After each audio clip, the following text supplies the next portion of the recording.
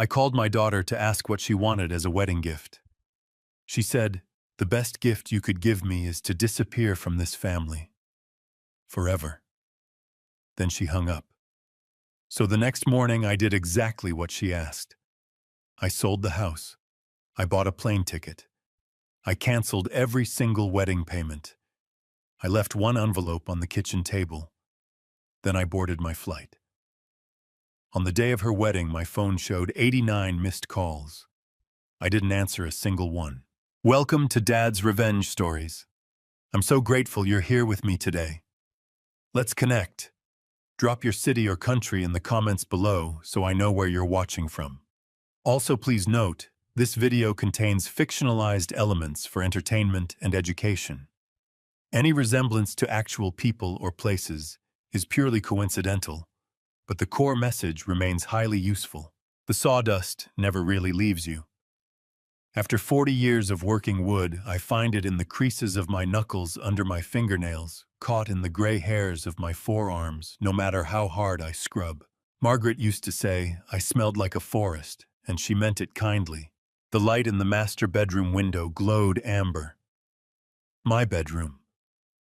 Or it used to be before she moved back home 14 months ago with Julian and his collection of leather laptop bags, and his habit of leaving coffee rings on my workbench.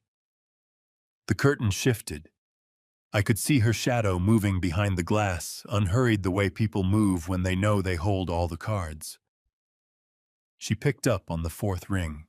Dad. Not a question. Not a greeting. Just an acknowledgement that I existed the way you acknowledge a notification you plan to dismiss. Hey, sweetheart. I kept my voice easy. I had been practicing keeping my voice easy for 14 months. I wanted to ask you something about the wedding. I've been working on something out here in the shop, a cedar hope chest dovetail joints the old way Margaret's father taught me. I thought maybe you and Julian could use it for Dad. She cut me off the same way she had been cutting me off since she was 16. What do you actually want? I'm in the middle of something. I looked out at the yard I had mowed that morning at the vegetable garden I had planted alone in April, because she said the smell of soil bothered Julian's sinuses. The tomato plants had gone brown at the edges. Nobody had watered them since August. I just wanted to know what kind of wedding gift you'd like, I said. Something I could make, or if you'd rather have, you want to know what gift I'd like. She said it slowly, the way a person repeats something back when they're deciding how to use it against you. I heard Julian's voice in the background, low and amused, and the sound of her exhaling through her nose. You really want to know? I do. What came next arrived without hesitation, without a single tremor of doubt in her voice. That was the part that stayed with me longest, not the words themselves, but how easily they came to her, how little it cost her to say them. The best gift you could give me, Dad, is to disappear from this family. Permanently, I mean it. You standing at my wedding in your JCPenney suit smelling like sawdust making small talk with Julian's family. It embarrasses me. It has embarrassed me for years. So if you genuinely want to do something for me for this wedding, for my future, disappear. That's the gift. That's the only one I want. The line clicked dead. I stood there with the phone against my ear for a moment, after she hung up, listening to the silence, the way you listen after a car backfires, waiting to find out if it was something worse. From inside the house, through the bedroom window, I heard Julian laugh. Not cruelly, not loudly, just the easy laugh of a man who had heard something he agreed with and found it satisfying. My right hand was pressing the phone so hard against my palm that when I finally lowered it, there was a rectangular mark pressed into the skin. I sat down on the porch step. The cedar hope chest was behind me in the workshop, half-finished, smelling of fresh-cut wood and linseed oil. I had been working on it for 3 weeks. The dovetail joints had taken me 4 attempts to get right. My hands aren't as steady as they were at 50. And dovetail joints don't forgive unsteady hands. I had wanted it to be perfect. I had been trying for 14 months to make everything perfect enough that she would look at me the way she used to when she was small, when she would stand in the doorway of this same workshop and watch me work and ask me to teach her how to tell good wood from bad. "You press your thumbnail into it, Chloe Bug," I used to say. "Good wood pushes back." The porch light flickered. Inside the television came on Julian's preferred method of ending evenings, the volume always 3 notches higher than necessary.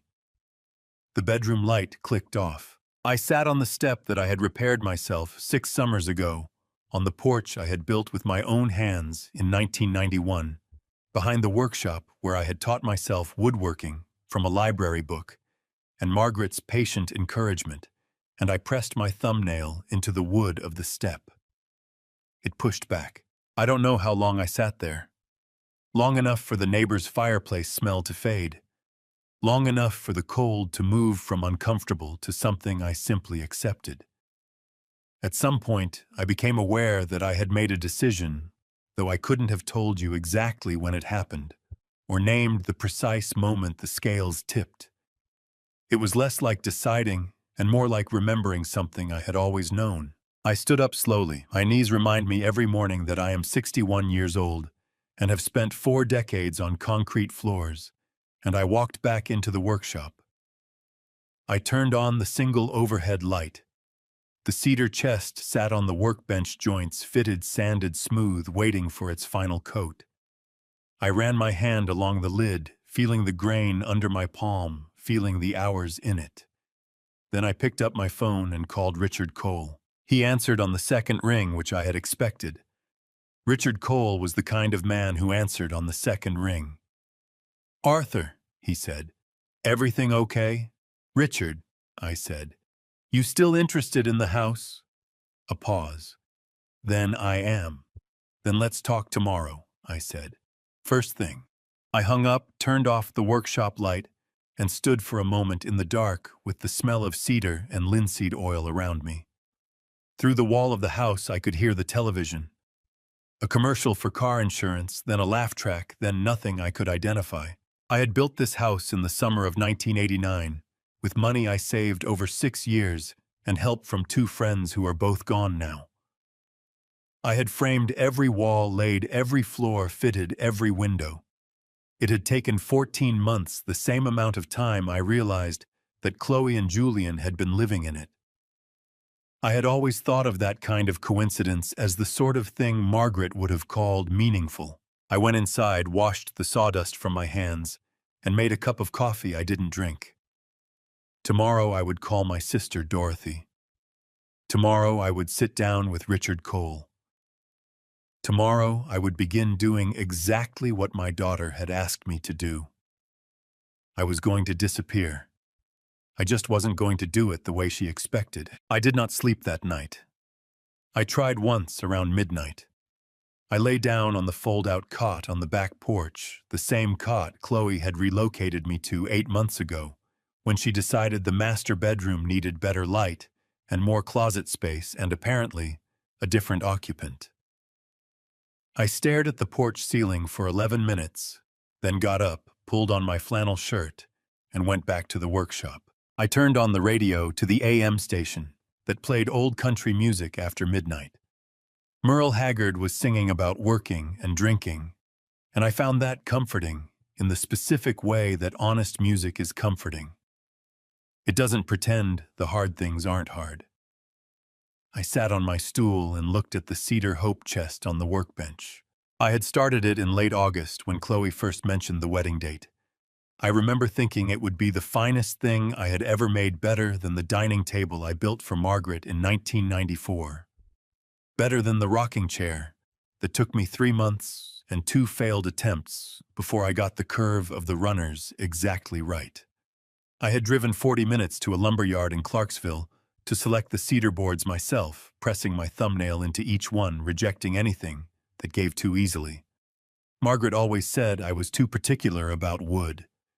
I told her you couldn't be too particular about the things that were meant to last. The radio shifted to Hank Williams.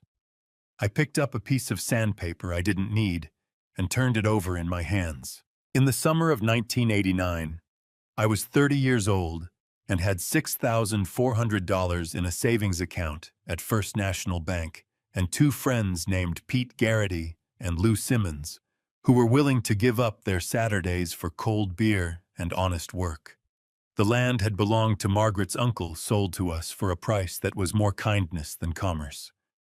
We broke ground on a Tuesday in June, the three of us, with a borrowed excavator and a set of plans I had drawn myself at the kitchen table of our apartment over 6 winter evenings. 14 months it took. The same 14 months Chloe and Julian had now been living in it. I remembered the morning I framed the master bedroom walls. Margaret had driven out with sandwiches and a thermos of coffee, and she stood inside the frame, just 2x4s and open sky above her, and turned around slowly with her arms out like she was measuring the space with her body. "This is where we'll put the bed," she said. "Against the east wall so the morning light comes in." She was 28 years old, and her hair was blowing sideways in the June wind, and I thought I had never in my life seen anything so worth building for. Chloe was born in that room, November 17th, 1989, 4 months after we moved in, 3 weeks before her due date, in a snowstorm that closed the highway and meant it was just Margaret and me and a midwife named Helen who drove through the ditch twice to get to us. I had held Margaret's hand so hard, she told me afterward, that my grip had left bruises.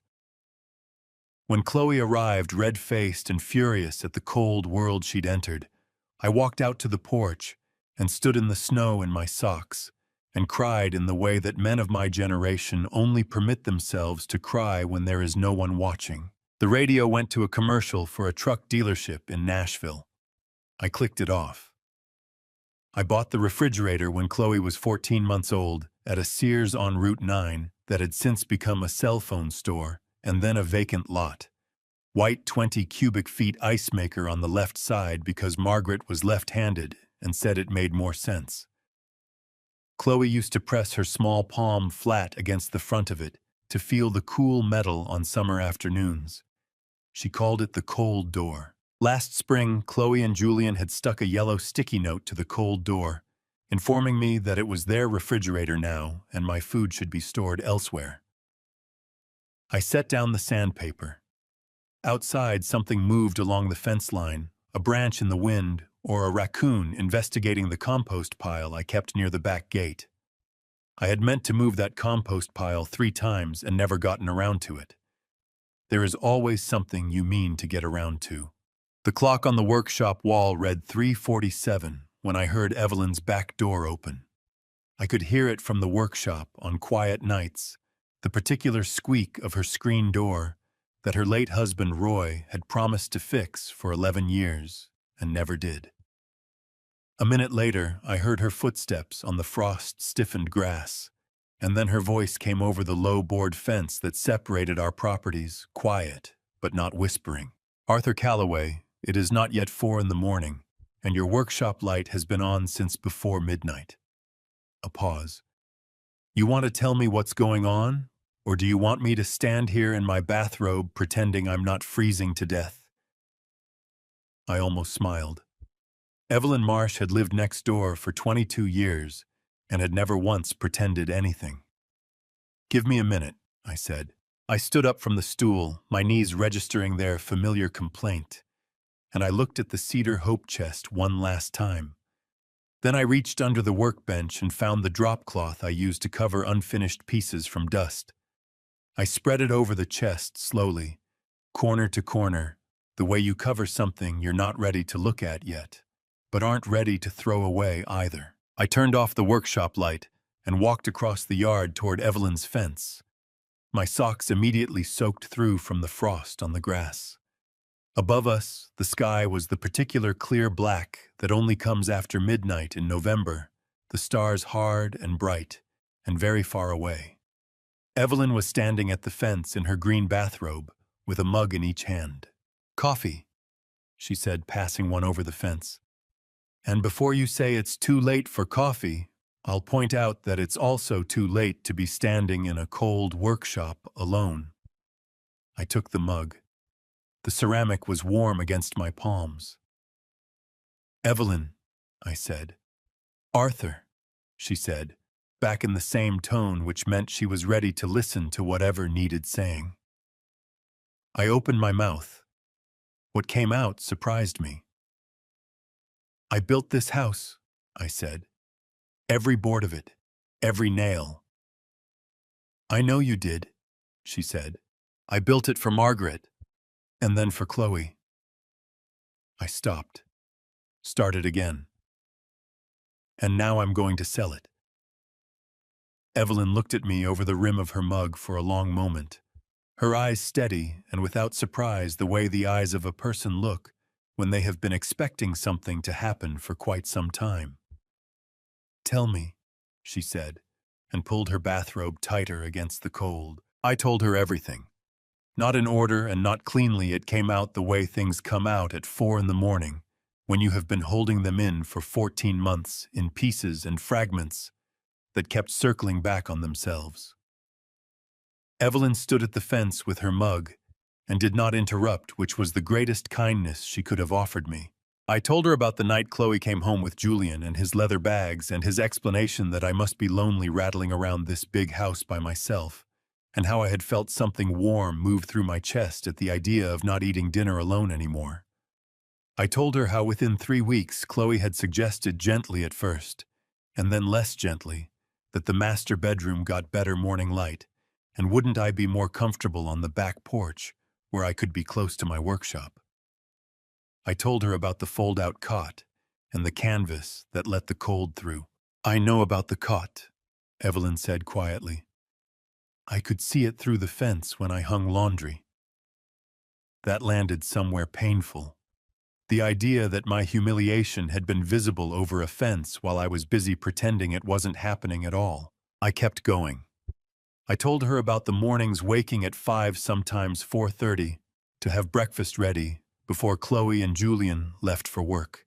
Eggs the way Julian liked them, which was over easy, with no pepper, and coffee strong enough to strip paint, because that was what he preferred, and I had learned his preferences the way you learn the preference of someone whose approval you are, without quite realizing it, working very hard to earn. I told her about the afternoon Chloe stood in the kitchen doorway and told me I used too much oil when I cooked, and that Julian's nutritionist had said saturated fat was inflammatory. "His nutritionist?" Evelyn repeated. "He has a nutritionist," I said, "and a life coach, and a podcast he is in the process of launching about authentic masculine leadership." I paused. "I'm not entirely sure what that means, but he explained it to me twice and I nodded both times." Evelyn made a sound that was not quite a laugh, but was adjacent to one. It loosened something in my chest.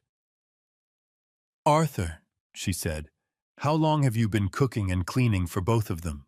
14 months. "And in 14 months, has either one of them cooked a single meal?"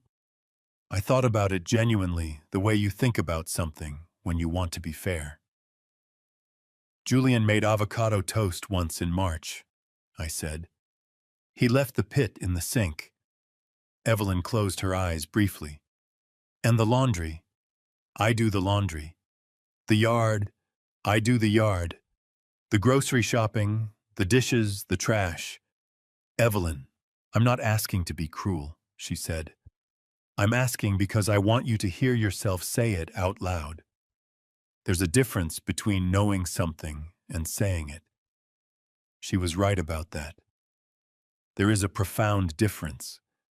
I had known all of it, had known it the way you know a stone is in your shoe present, and unavoidable but somehow easier to keep walking on than to stop and deal with. Saying it aloud to another person made it take up a different kind of space. "They don't pay rent," I said. "They don't pay utilities. For the first 8 months Chloe was using a credit card I'd added her to years ago for emergencies, I told myself, for emergencies. I kept paying the bill." I looked down into my coffee mug. "I stopped paying it 2 weeks ago." Quietly. Evelyn tilted her head. "How much?" "The card. Over the last 3 years, counting before they moved in, I stopped. The number felt enormous in the dark. A significant amount. I have it written down.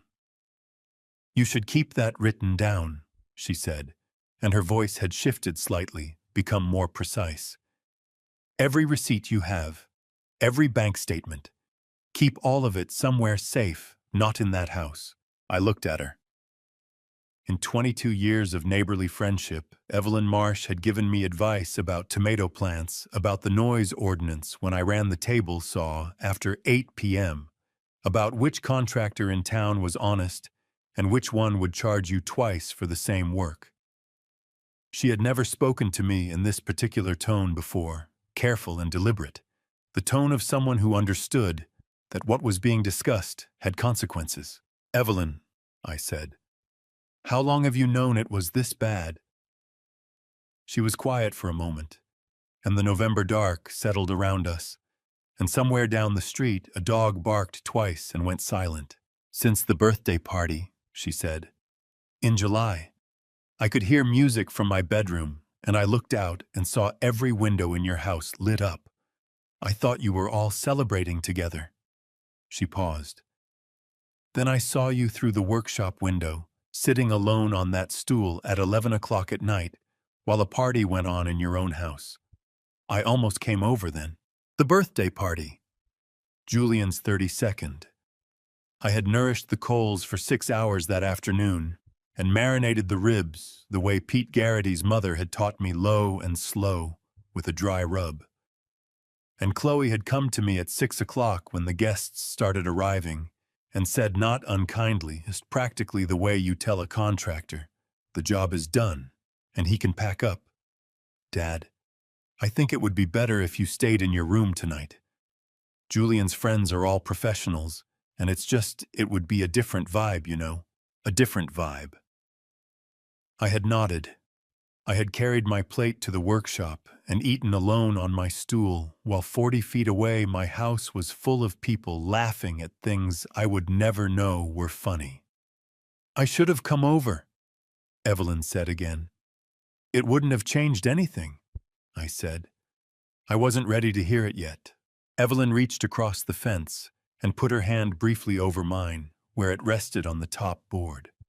Her hand was warm from the coffee mug, and the gesture lasted only a second, but it was the first time in 14 months that another person had touched me with the intention of offering something rather than taking it. What are you going to do? She asked. I'm going to do what she asked me to do, I said.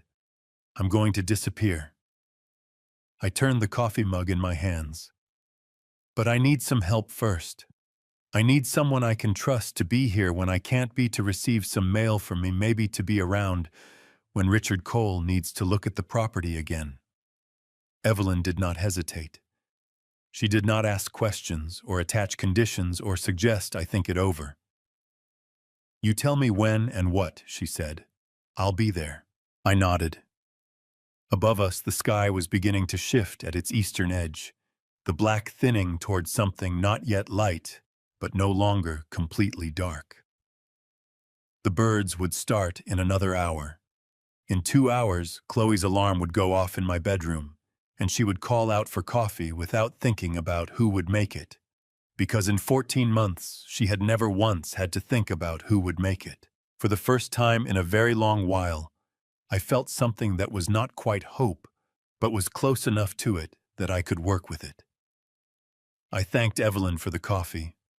I went inside.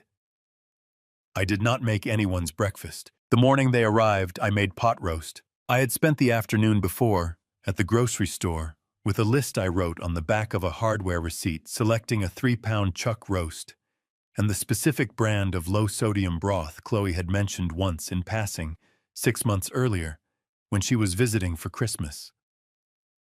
I had remembered it. I wrote it down on my phone the way I used to write down Margaret's preferences, small notes to myself about the people I loved, because paying attention was how I showed love when I didn't always know the right words. The pot roast took 4 hours. When they pulled into the driveway, Julian's gray sedan loaded to the roof with boxes and Chloe's Boston fern hanging out the back window. The house smelled of rosemary and slow-cooked beef, and I had the table set with the good plates Margaret had picked out at a craft fair in Bowling Green in 2003.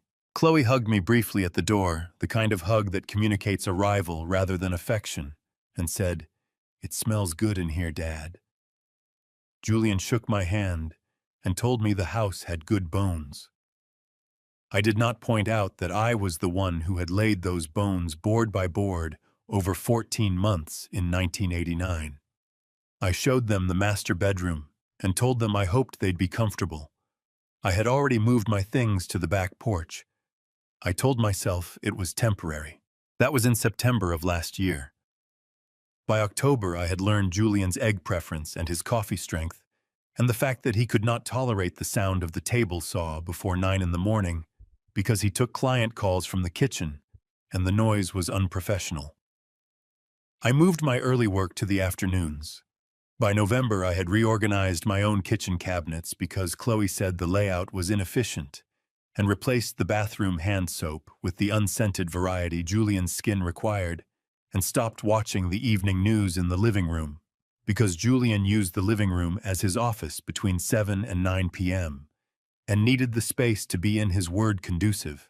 I watched the news on my phone, sitting on the cot on the back porch, with one earbud in so I wouldn't disturb anyone. The laundry became mine by a process so gradual I couldn't have told you exactly when it happened. First, it was just that I happened to be doing a load anyway, and Chloe's things were in the basket, so I included them. Then it was that Julian's work shirts needed to be washed on delicate, and Chloe wasn't sure how to set the machine for that, so I showed her, and then just did it myself the next time. And the time after that, and every time after that for 13 months. I ironed Julian's work shirts on Tuesday and Friday mornings. I am not a man who particularly enjoys ironing. I did it because Chloe stood in the laundry room doorway one Tuesday in November and said with genuine puzzlement rather than cruelty, which was almost worse, "Dad, this collar is still creased. Julian has a presentation today." I ironed the collar again. I did not say what I was thinking. I had gotten very good over those months at not saying what I was thinking. The cooking was the thing that wore on me most. Not because I minded cooking, I had cooked for myself since Margaret died, and found it meditative, but because of the specific nature of what was required.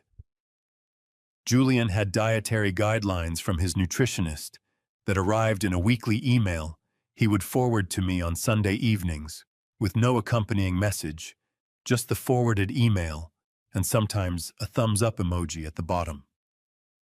Low inflammatory, no seed oils, lean protein before noon. I bought new cookbooks. I attended with genuine effort to these requirements. Chloe's complaints arrived more casually embedded in conversation, easy to miss if you weren't paying attention. The oil comment came on a Wednesday in February. "Julian's been reading about oxidative stress," she said, watching me cook, "and apparently vegetable oil is really problematic. His nutritionist says, I switched to olive oil that week." The following week, she mentioned that olive oil also had a low smoke point, and maybe I should look into avocado oil. I looked into avocado oil. It cost 4 times as much as vegetable oil. I bought it without comment. There was the morning I woke to find a yellow sticky note on the bathroom mirror. Not the master bathroom, which was theirs, but the small guest bathroom off the hallway that had become mine. The note in Chloe's rounded handwriting read, "Dad, can you try to be quieter in the mornings? Julian is a light sleeper and your routine wakes him up. Maybe push breakfast to 6:30 instead of 5:30. I had been waking at 5:30 for 40 years. I set my alarm for 6:15 and lay in the dark for the extra 45 minutes listening to the house breathe. The vegetable garden I had planted every spring for 20 years went mostly unwatered that summer because the hose was on Julian's side of the porch now, and asking to get past his outdoor furniture arrangement felt like an imposition that wasn't worth the negotiation. The tomatoes went brown at the edges. I watched them from the workshop window and told myself I would deal with it next season. In July, I spent 6 hours tending the grill for Julian's birthday party. Ribs and chicken and corn enough for 40 people. I carried platters out to the backyard table, filled the cooler with ice, set out napkins and plates, and the good bottle of hot sauce I'd been saving. At 6 o'clock, when the first guests began arriving, and the yard filled with voices I didn't recognize, Chloe found me in the kitchen washing the prep dishes. She leaned against the doorframe with her arms crossed, and her head tilted slightly, the way she used to tilt it as a child, when she was about to ask for something she already knew the answer to. "Dad," she said, "I think it would just be better if you stayed in tonight. Julian's crowd is they're all professionals, you know. It would just be a different energy with you out there." I looked at my hands in the dish soap. 61 years old. 4 decades of honest work. A different energy. "Of course," I said. I dried my hands. I made myself a plate from the ribs I had tended for 6 hours. I carried it to the workshop and sat on my stool and ate alone while the party went on 40 feet away, laughter and music traveling easily through the warm July night. Not one voice among them asking where the man was who had built the house they were standing in. I finished my plate. I washed it in the workshop sink. I sat there until well after midnight, when the last car pulled out of the driveway and the house went quiet. And I told myself for the last time that it was temporary. I bought that refrigerator on a Thursday in February of 1991. I remember the day specifically because it had snowed the night before, and the roads were bad enough that the delivery truck from Sears couldn't make it up our hill, so Pete Garrity and I drove down in Pete's pickup and brought it home ourselves, sliding the thing up the icy driveway on 2 furniture dollies and a prayer. Margaret stood on the porch, wrapped in her winter coat, directing us with the authority of a woman who understood that men moving heavy objects benefit from clear instruction. When we finally got it through the kitchen door, she pressed both palms flat against the front of it and said, "Hello, old friend," as though she had been waiting for it specifically. Chloe learned to open it herself at 18 months. She would stand in front of it on her tiptoes, both hands gripping the handle, her whole small body leaning back with the effort. When it finally swung open, she would look inside with an expression of total satisfaction, as though confirming that the world still contained the things it was supposed to contain. She called it the cold door. She was 34 years old now, and she had put a sticky note on it. I found it on a Wednesday morning in late September, 2 months before the phone call. I had woken at 6:15 as I had trained myself to do dressed quietly and gone to the kitchen to start coffee. The note was centered on the refrigerator door at eye level, written in Chloe's rounded handwriting on a yellow square. "Dad, Julian, and I are using this fridge for our meal prep. Please keep your food in the cooler in the garage or get a mini fridge for the porch. Thanks." Below it in Julian's narrow script with a different pen, "Thanks, Arthur." I stood in front of that note for a long time. Long enough for the coffee maker to finish brewing and begin keeping the pot warm with a soft hiss. Long enough to feel the specific quality of pain that arrives not in a sudden rush, but in a slow, deepening pressure, the way water rises in a basement rather than breaking through a wall. I thought about the February morning with Pete and the furniture dollies. I thought about Margaret saying hello to it like an old friend. I thought about Chloe on her tiptoes, both hands on the handle checking that the world still held what it was supposed to hold. Then I opened the refrigerator, took out the container of leftover soup I had made 2 days before, and carried it to the garage. The cooler was a red 48-quart Coleman that I had used for fishing trips and family picnics for the better part of 20 years. It took 2 bags of ice every 3 days. I started keeping a small notebook on the garage shelf to track when I needed to replenish the ice because forgetting meant the milk went bad, and bad milk meant a trip to the store and unnecessary expense. And I was by that point being very careful about unnecessary expense. I was in the garage replenishing the ice that same afternoon when I heard Julian's car in the driveway, followed a minute later by a second car and the voices of two men who didn't know me. I came around the side of the house to see Julian and another man standing on the front porch. The other man was younger than Julian, by a few years, broad-shouldered, in a fleece vest with a company logo on the chest. He was looking up at the roofline of the house with his hands on his hips, nodding slowly the way people nod when they're deciding how to admire something. "Marcus, I'm telling you," Julian was saying. He had his keys still in his hand, spinning them once on his finger. "The bones of this place are incredible. You don't find craftsmanship like this anymore." "How long did it take to renovate?" Marcus asked. His voice was easy and loud, the voice of someone comfortable taking up space. "Oh, it was a process." Julian unlocked the front door, my front door, with his copy of my key, and pushed it open. "Come on in, I'll show you the workshop out back. Wait until you see the woodwork." They had not seen me standing at the corner of the house. I stood there with a bag of ice in each hand and watched them walk through my front door. I followed them inside after a moment, set the ice bags on the kitchen counter, and began transferring them to a bowl to carry to the garage.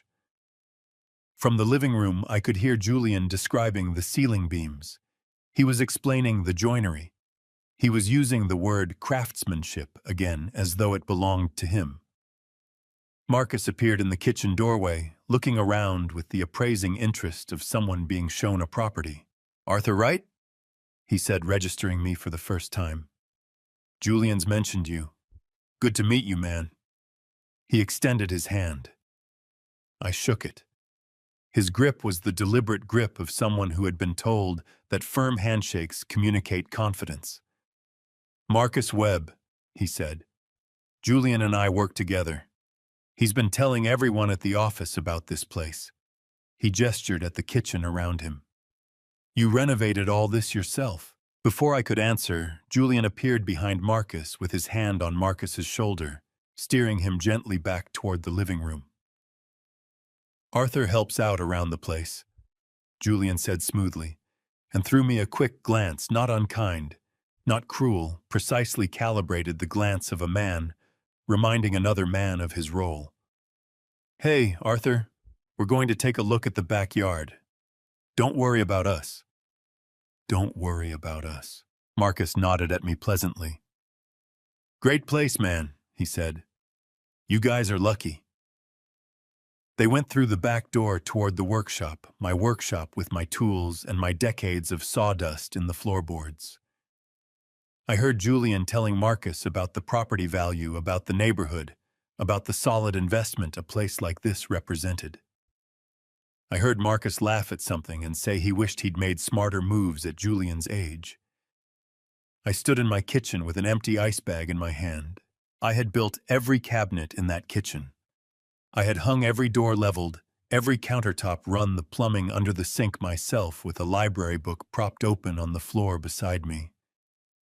I had done it all for $35 an hour in my own labor over 14 months in 1989. And a man in a fleece vest with a company logo had just told me I was lucky to live here. I folded the ice bag carefully and set it on the counter.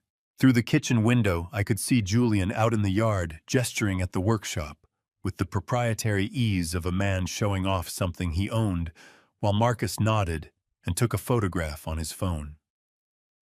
Julian caught the frame of the workshop door and held it open like a host, like a man welcoming a guest into his home. My hands, I noticed, were very still. That was new. For months, any moment of particular pain had made my hands want to find something to do, reach for a dish towel, pick up a tool, busy themselves with the nearest available task. Now they were simply still at my sides, and what moved through me was not the hot, disorganized feeling of being hurt, but something cooler and more deliberate. Something that knew exactly what it intended to do next. Chloe cleaned the house on a Saturday morning in October, which was how I knew something unusual was happening.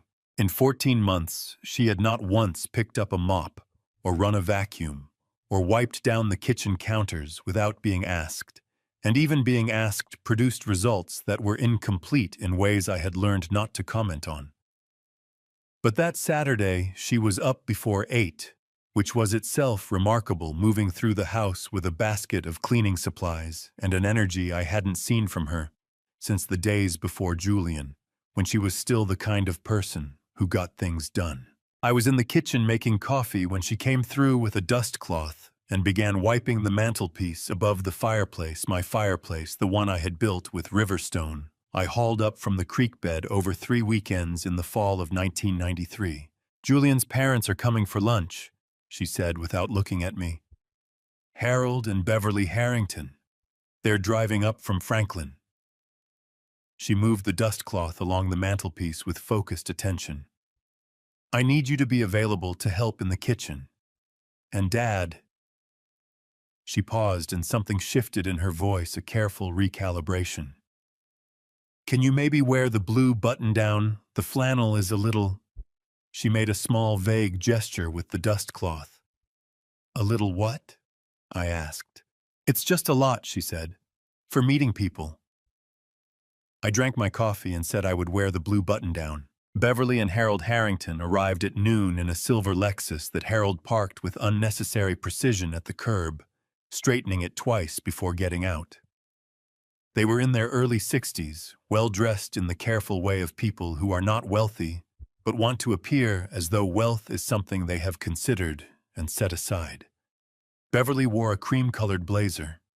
Harold carried a bottle of wine in a cloth bag with a ribbon on the handle. Chloe met them at the front door with her arms open and her smile at full wattage. Julian appeared from the living room, looking like a man who had dressed himself with the knowledge that he was being assessed, which is to say, he looked perfect.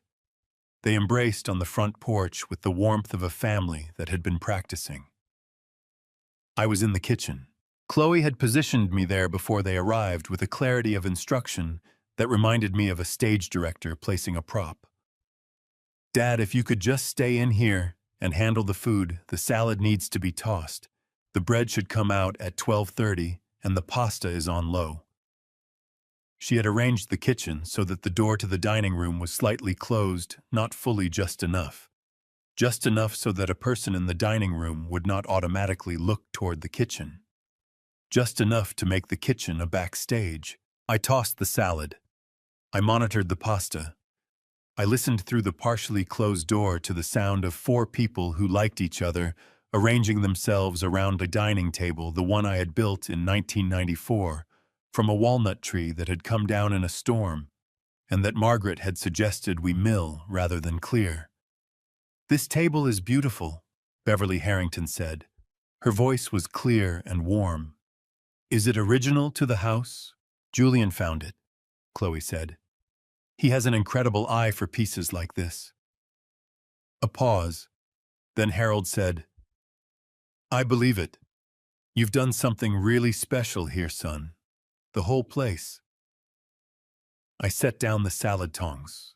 Julian said something I didn't catch, and there was appreciative laughter. And Beverly said the woodwork in the hallway was extraordinary, and had Julian done that himself or sourced it locally?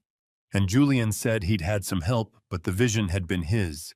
And Chloe said the thing she was most proud of was that they'd managed to preserve the character of the original structure while making it feel current. The character of the original structure. I picked the salad tongs back up. At 12:20, Chloe came through the kitchen door with the particular bright expression she wore when she needed something and wanted me to feel good about providing it.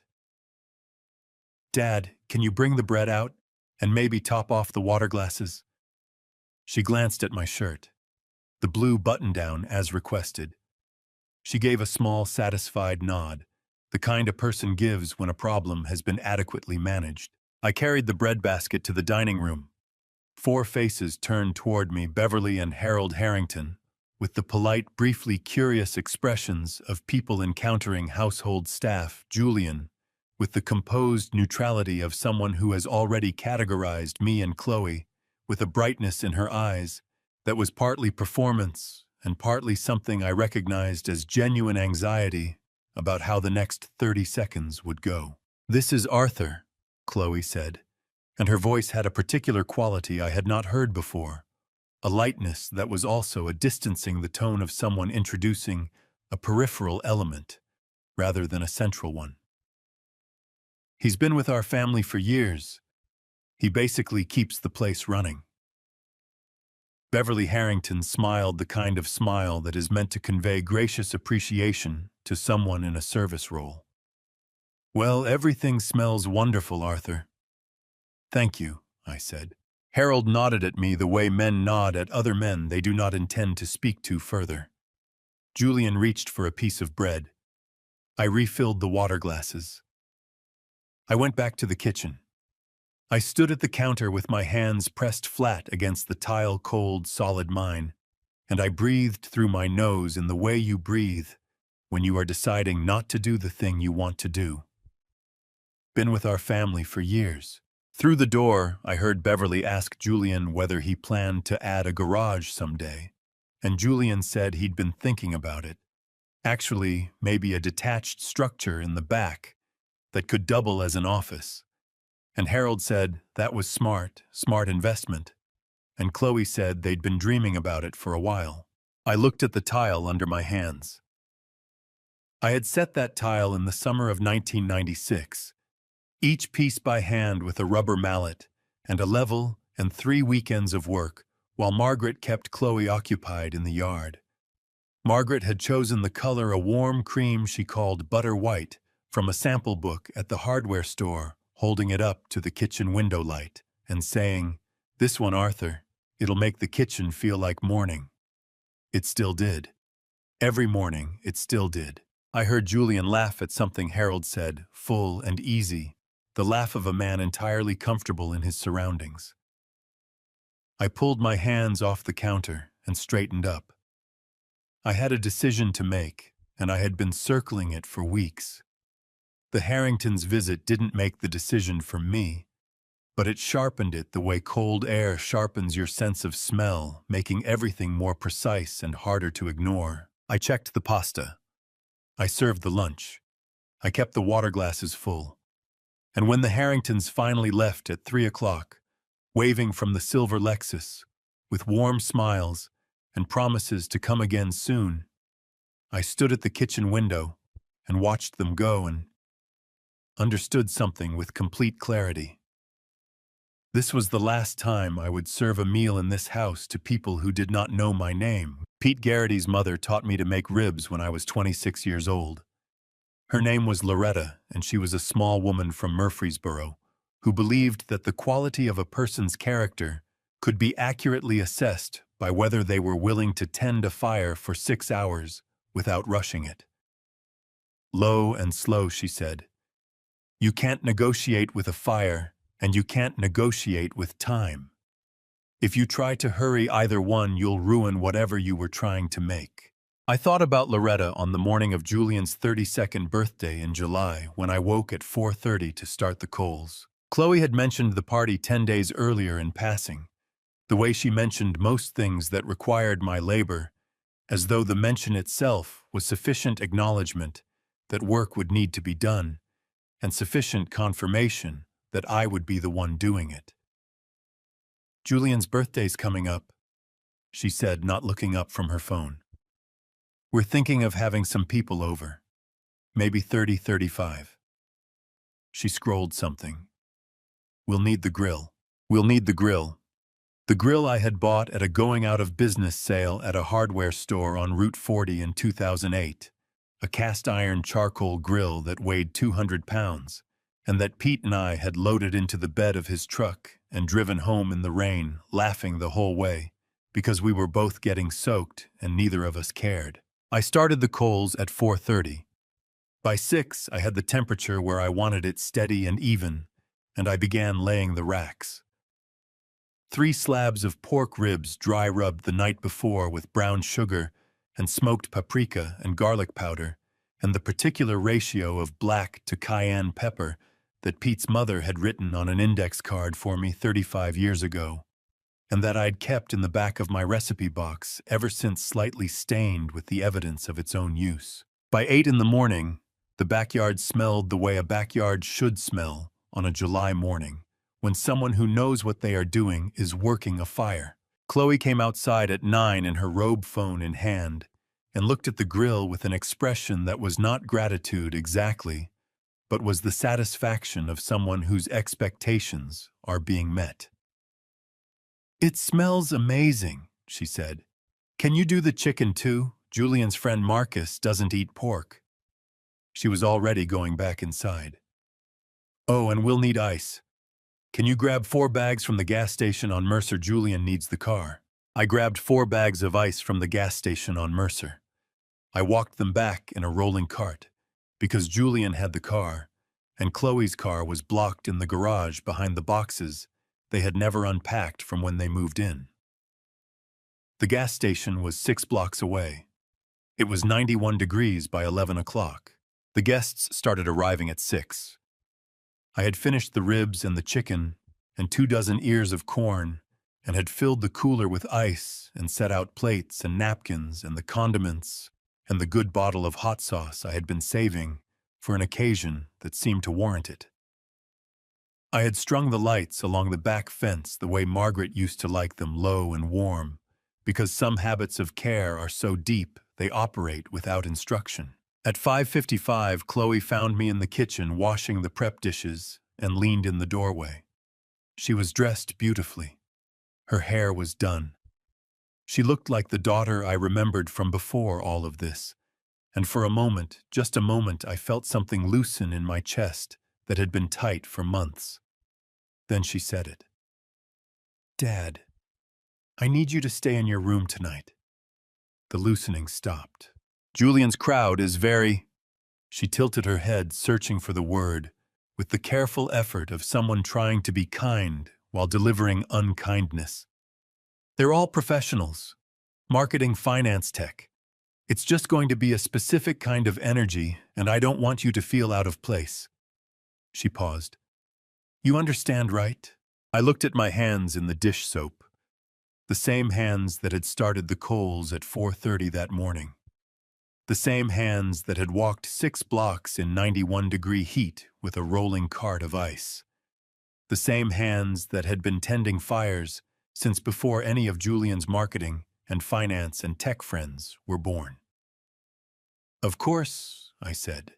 I dried my hands on the dish towel, the blue and white one Margaret had bought at a farmer's market in Gallatin, the one I had washed so many times. The blue had faded to the color of a winter sky. And I made myself a plate from the ribs I had tended for 6 hours. I carried it to the workshop. I sat on my stool. I ate alone. Through the walls and across the 40 feet of yard between the workshop and the house, I could hear music and voices and the specific quality of laughter that belongs to people who are having the kind of night they will remember and discuss for weeks afterward. Someone turned the music up at 7:30. At 8, there was a chorus of happy birthday, slightly off-key enthusiastic. Julian's voice rose above the others, saying something I couldn't make out, followed by applause. I washed my plate in the workshop sink.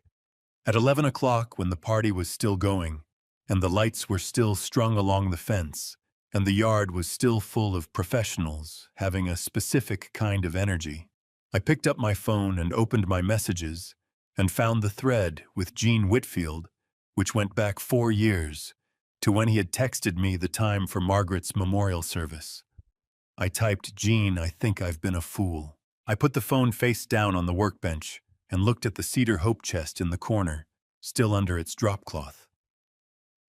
3 weeks of evenings, 40 years of craft, and every dovetail joint fitted by hand. The phone buzzed. I picked it up. Gene had written, "Come see me tomorrow morning, 7 o'clock.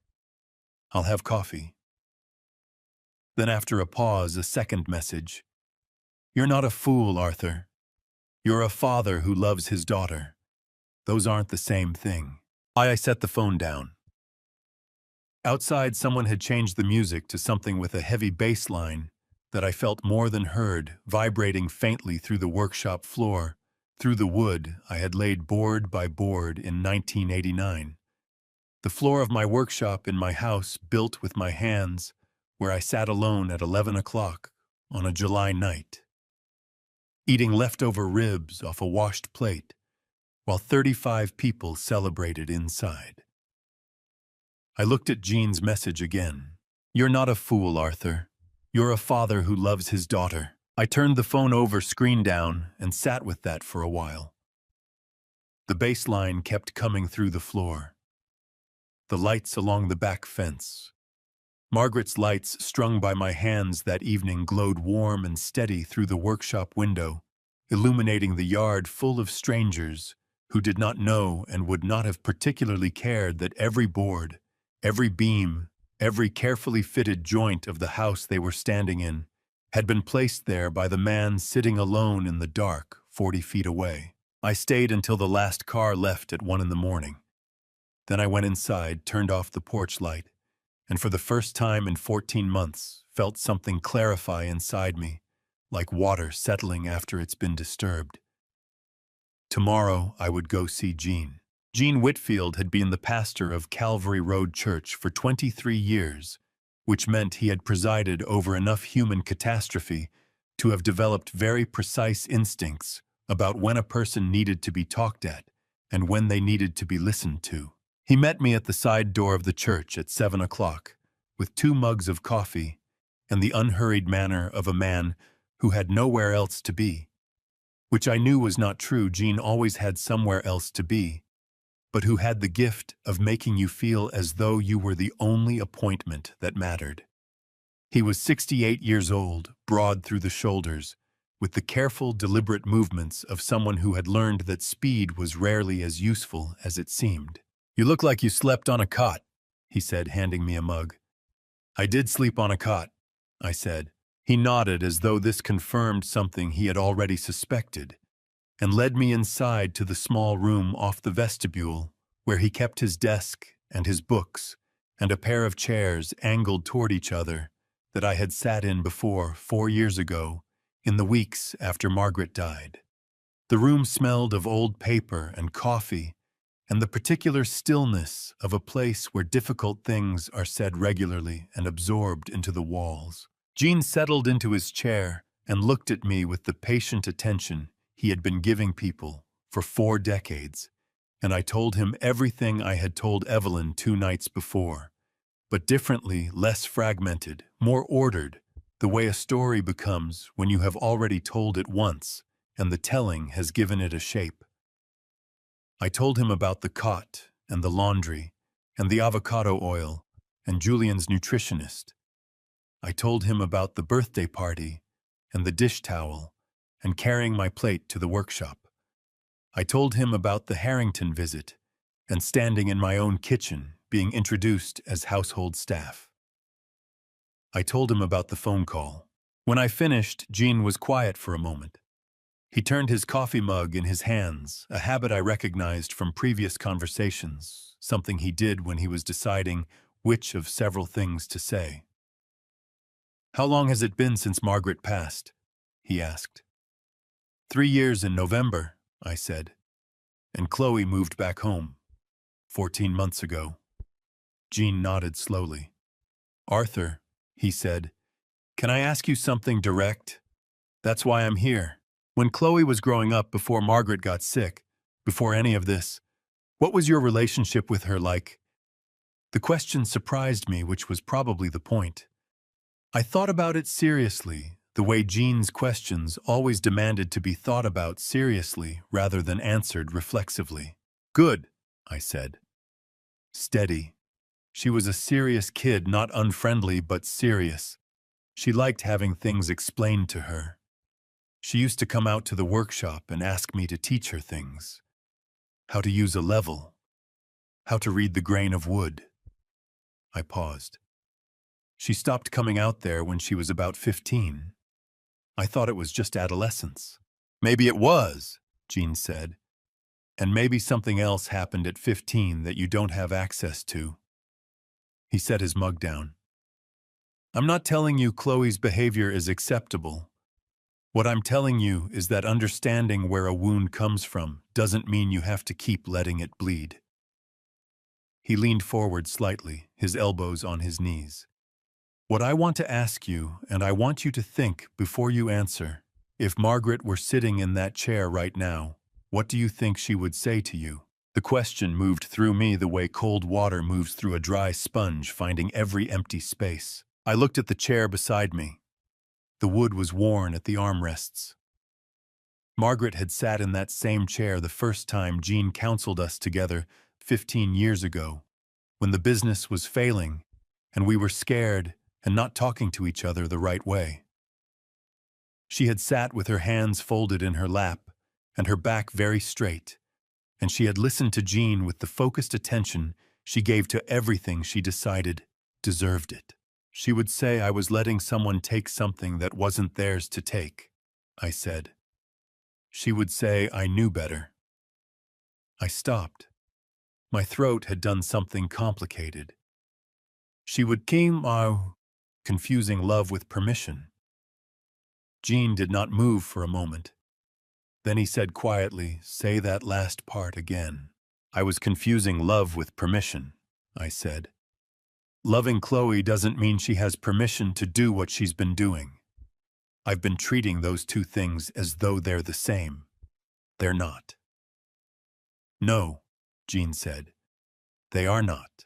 We sat with that for a while. Outside, the early morning sounds of the neighborhood came through the high window, a lawnmower starting somewhere, a dog, a car pulling out of a driveway. The ordinary sounds of a Sunday morning in a town where most people's biggest problem was whether it would rain before they finished their yard work. "What are you going to do?" Jean asked eventually. "I've been thinking about that," I said. "I have some ideas.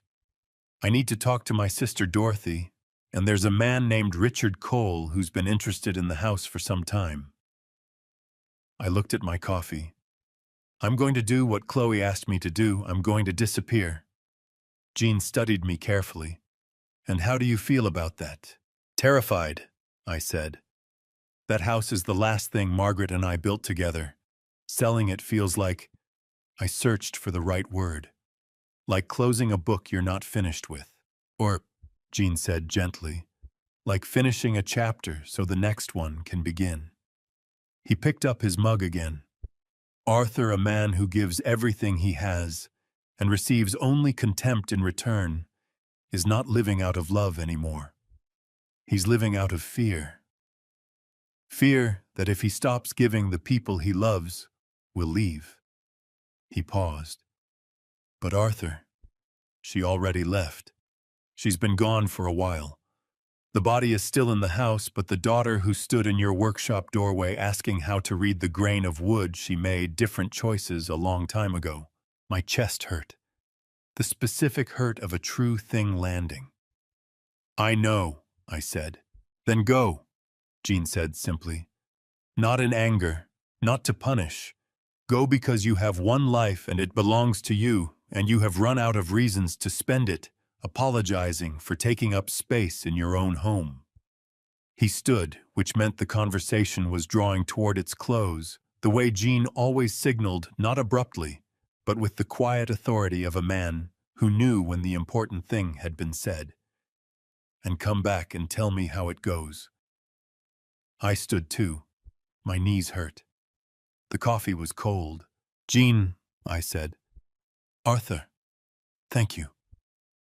He put his hand briefly on my shoulder, the same gesture Evelyn had made over the fence, that simple human contact, and said, "I've been watching you carry this for a while. I'm glad you finally put it down."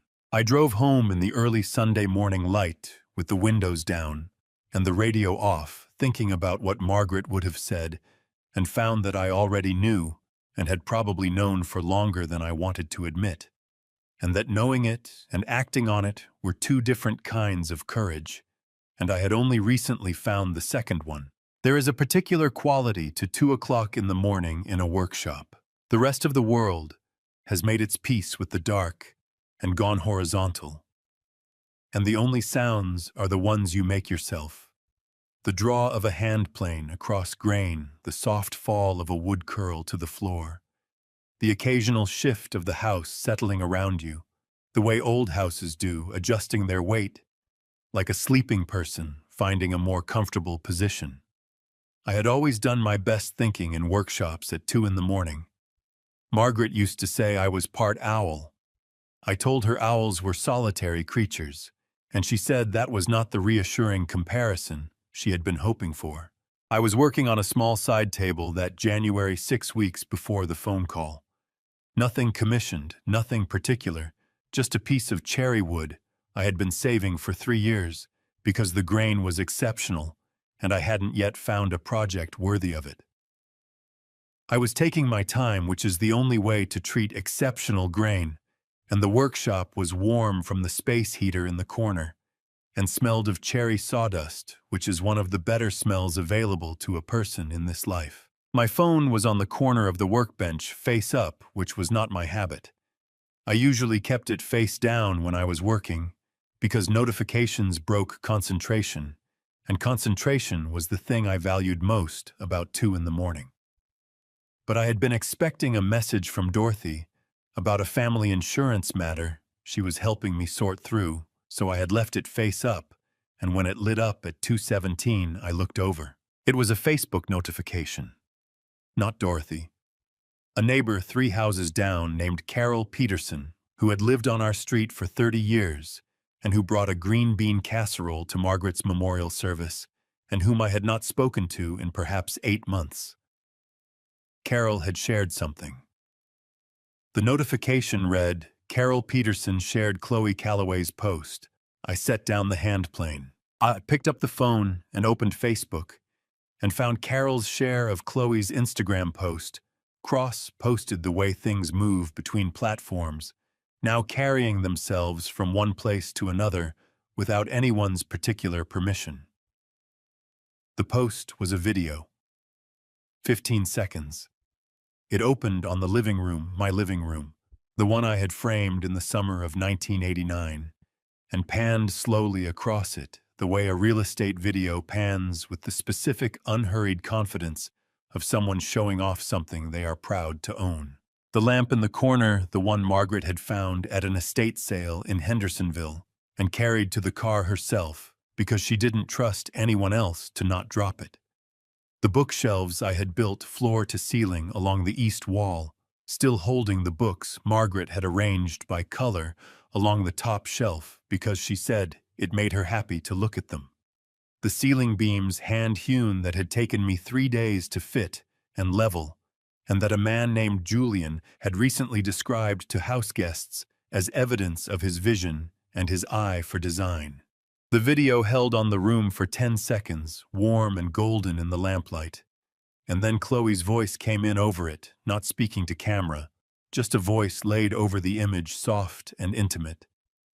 There's something about coming home to this place every night that I can't quite put into words. It just feels like us. The caption below read, Our home, our story.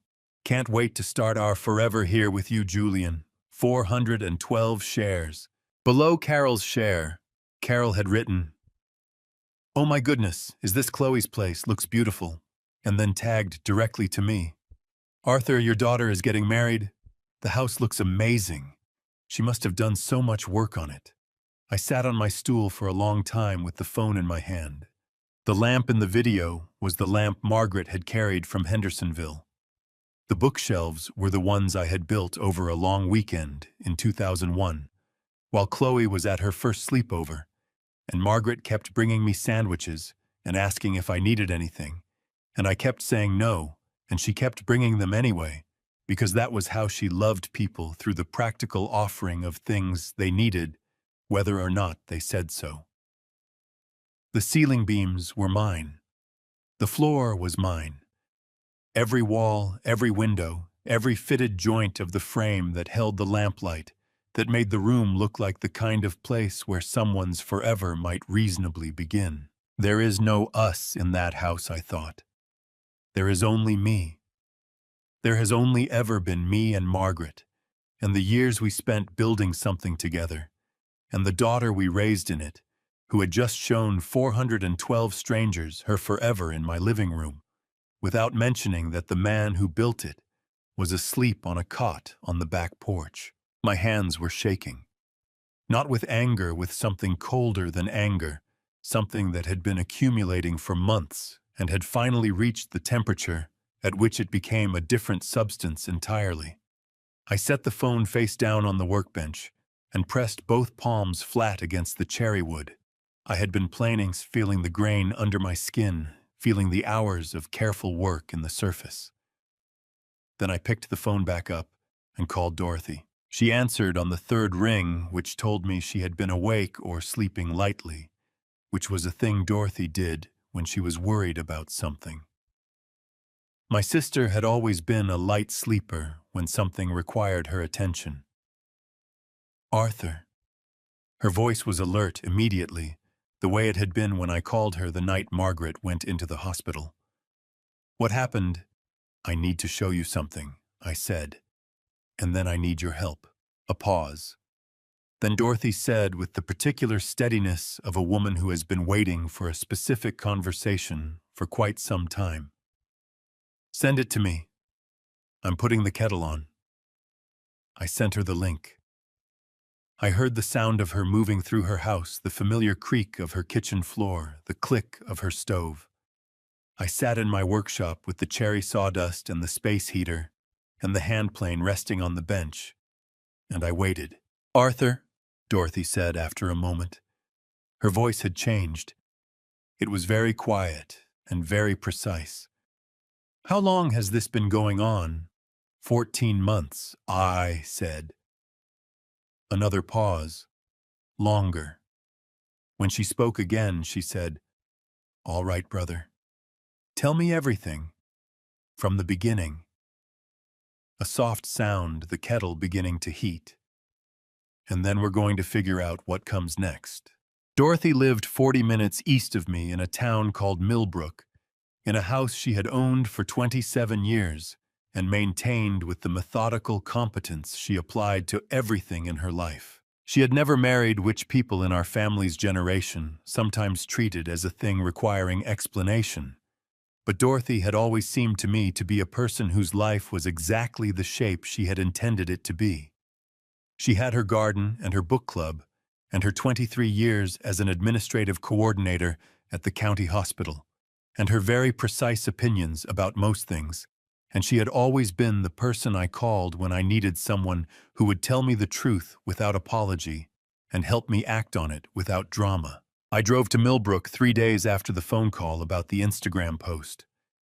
It was a Tuesday morning in January, cold and gray, the kind of Tennessee winter day that doesn't commit to snow, but doesn't commit to anything else either. Dorothy met me at the door with coffee and the expression she wore when she had already been thinking hard about something for several days and was ready to present her conclusions. Her kitchen table was spread with papers. Sit down, she said. Not unkindly, just efficiently. I sat. She had printed bank statements, mine going back 3 years, which I had given her access to 18 months ago when she helped me refinance the house. She had a yellow legal pad with handwriting and her careful, even script. She had a calculator and a pen, and a second pen in case the first one ran out, because Dorothy did not believe in being caught without a backup. I've been going through everything since you called, she said, sitting across from me. Every transaction I could identify. I need you to fill in the gaps.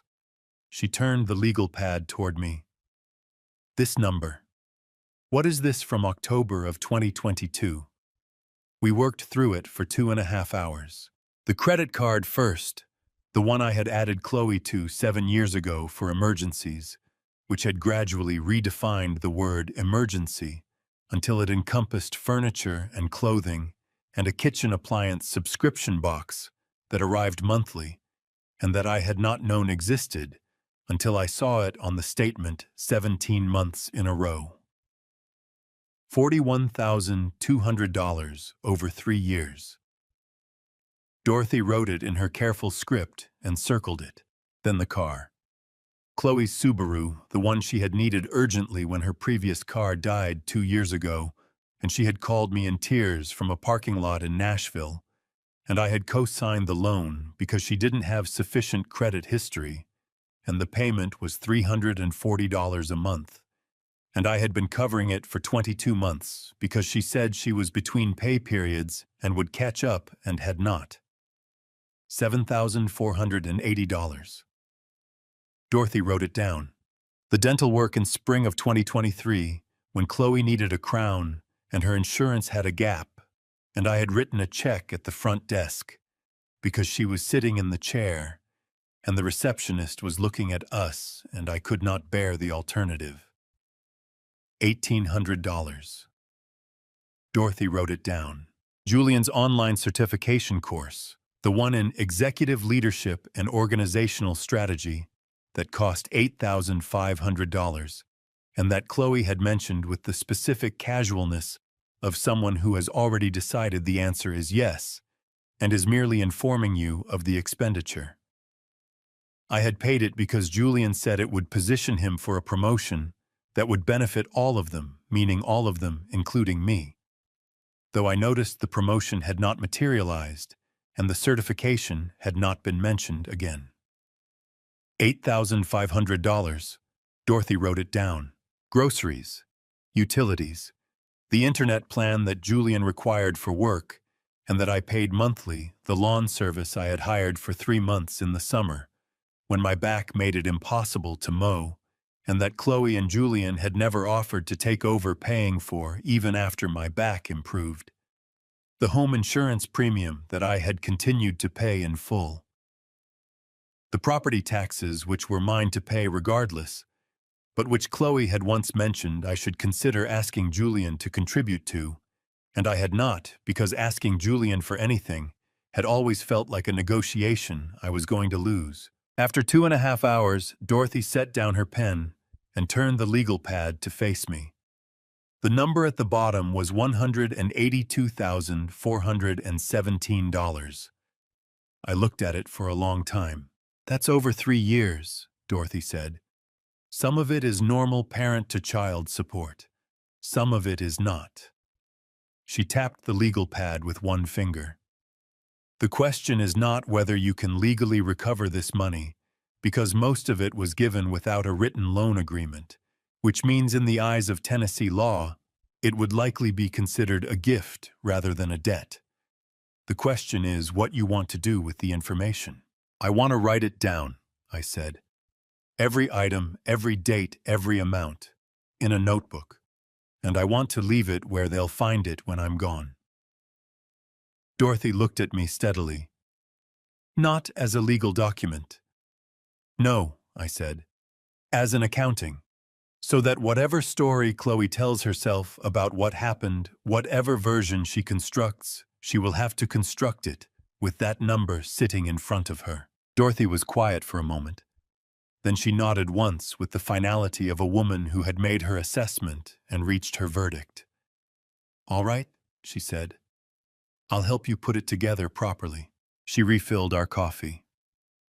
We were still at the table when the doorbell rang at 11:30, and Dorothy went to answer it and came back with a man I had met twice before, once at the hardware store on Route 40, once at a neighborhood meeting about a zoning issue 3 years ago.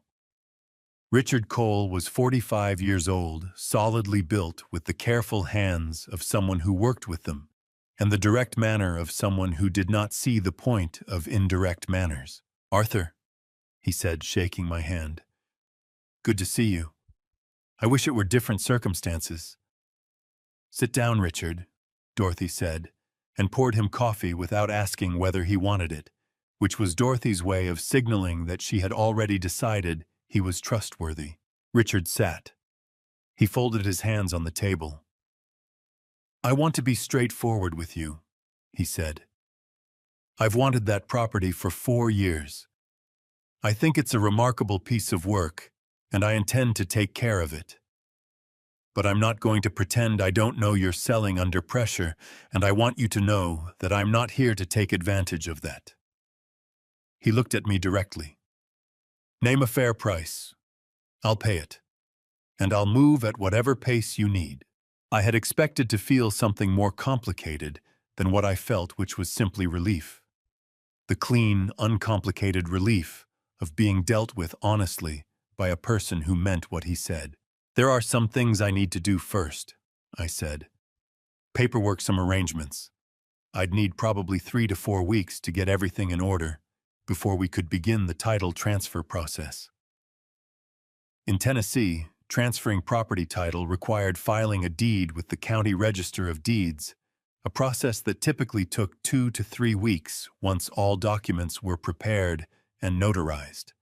I had already called a real estate attorney in Millbrook the previous week, a woman named Patricia Odom, who Dorothy had used for her own property matters and who had given me a clear outline of the process over the phone. I'd need you to be available to view the property when they're not home. Done, Richard said. Whenever works. And I need this to stay quiet until it's done. Richard nodded. I understand completely. He picked up his coffee. Arthur, my father, built his own house too. Different state, different decade, same idea. I know what that means. He set the cup down. I'll take care of it. We shook hands across Dorothy's kitchen table, with Dorothy's legal pad full of numbers between us and the gray January light coming through the window, and I felt the shape of the next several weeks settle into place around me, with the specific clarity of a plan that has moved from intention to decision. On the drive home, I stopped at an office supply store and bought a notebook with a black cover, college-ruled 80 pages.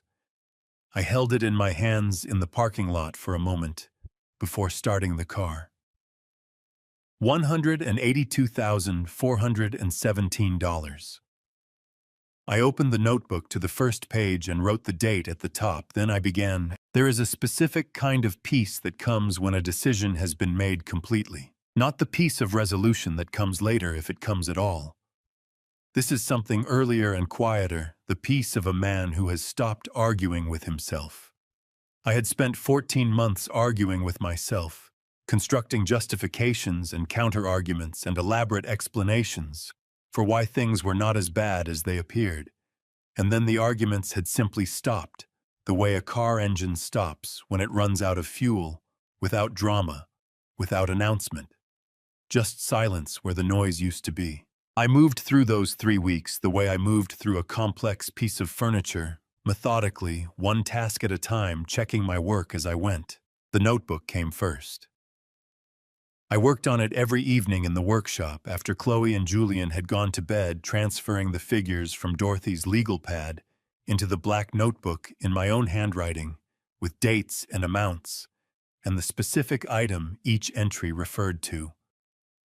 I wrote slowly and carefully, the way I wrote everything, because handwriting is a record of the hand that made it, and I wanted this record to be unmistakably mine.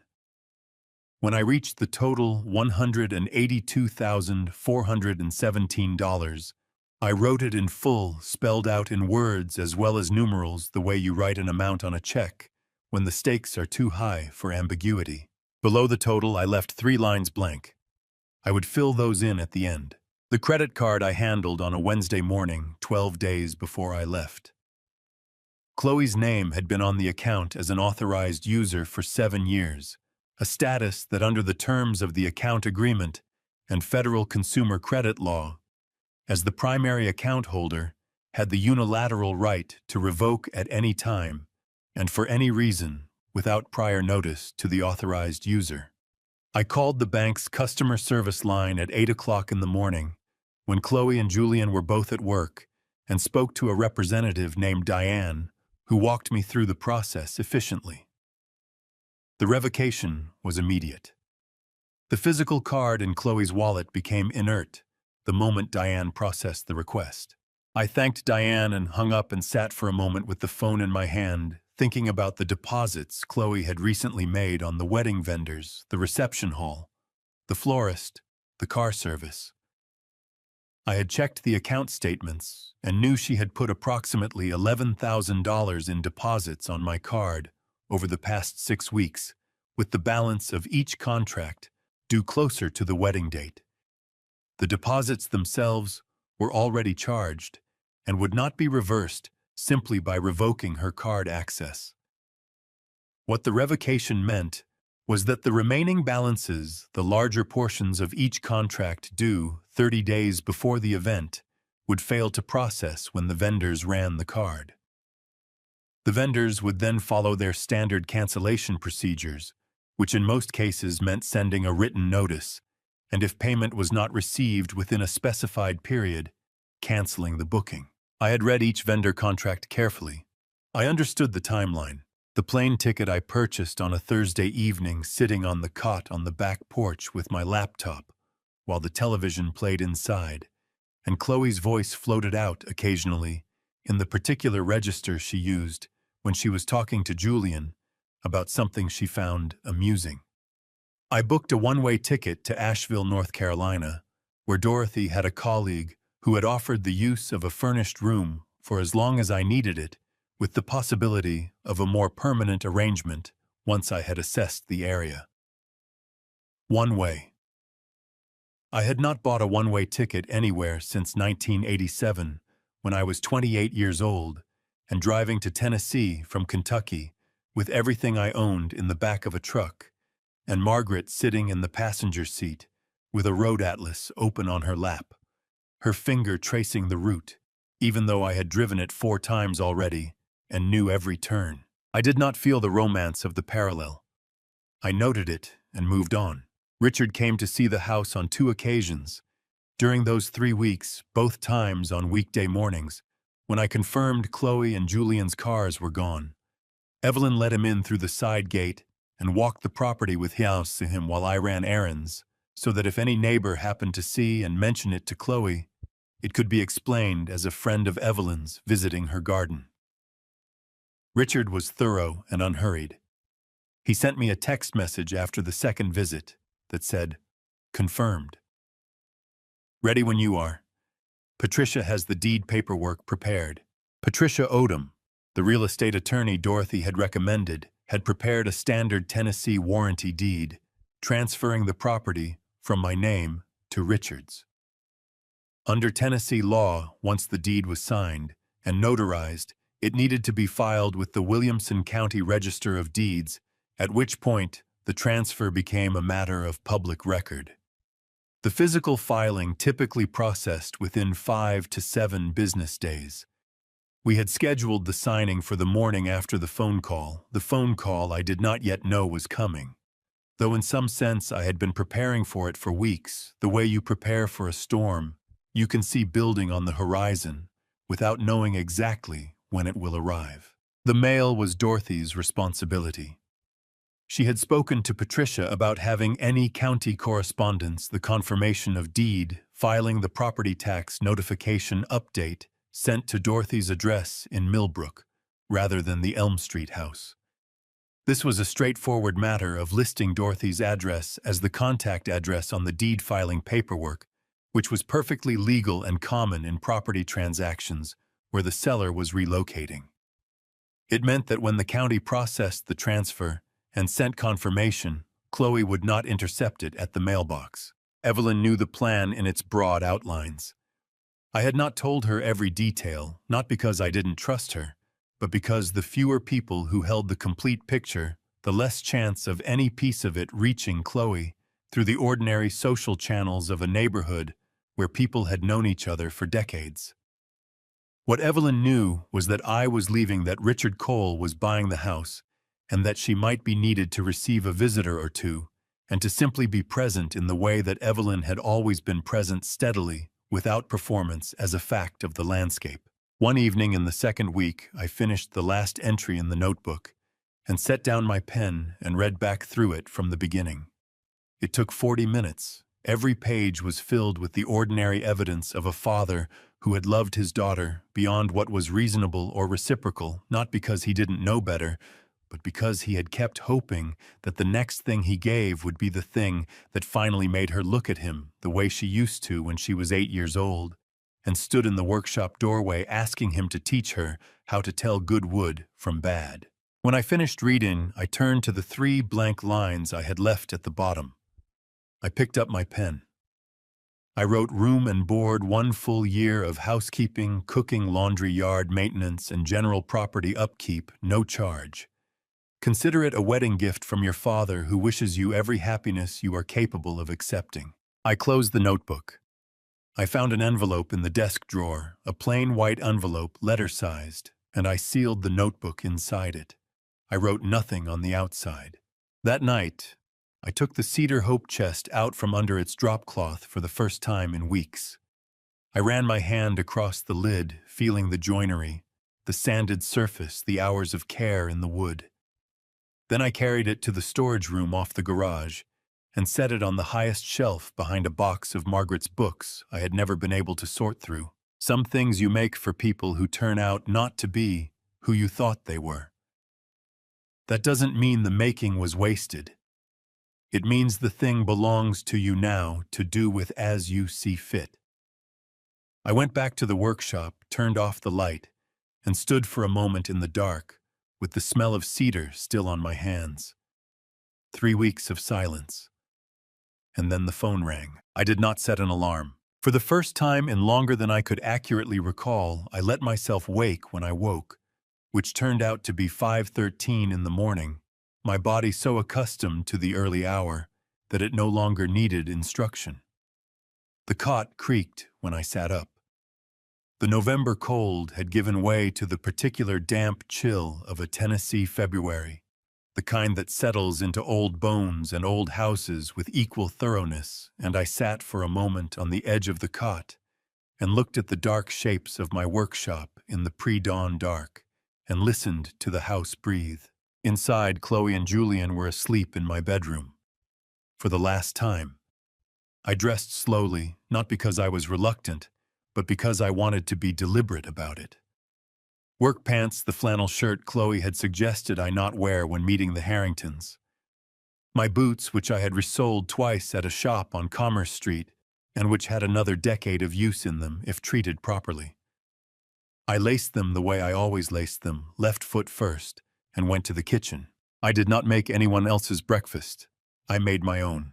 2 eggs over easy in the cast-iron skillet Margaret had bought at a church sale in 1992, and that I had used every morning since, and that I had packed the night before in the box now sitting in the bed of my truck, wrapped in a dish towel, the blue and white one from the Gallatin Farmers Market, the color faded to winter sky.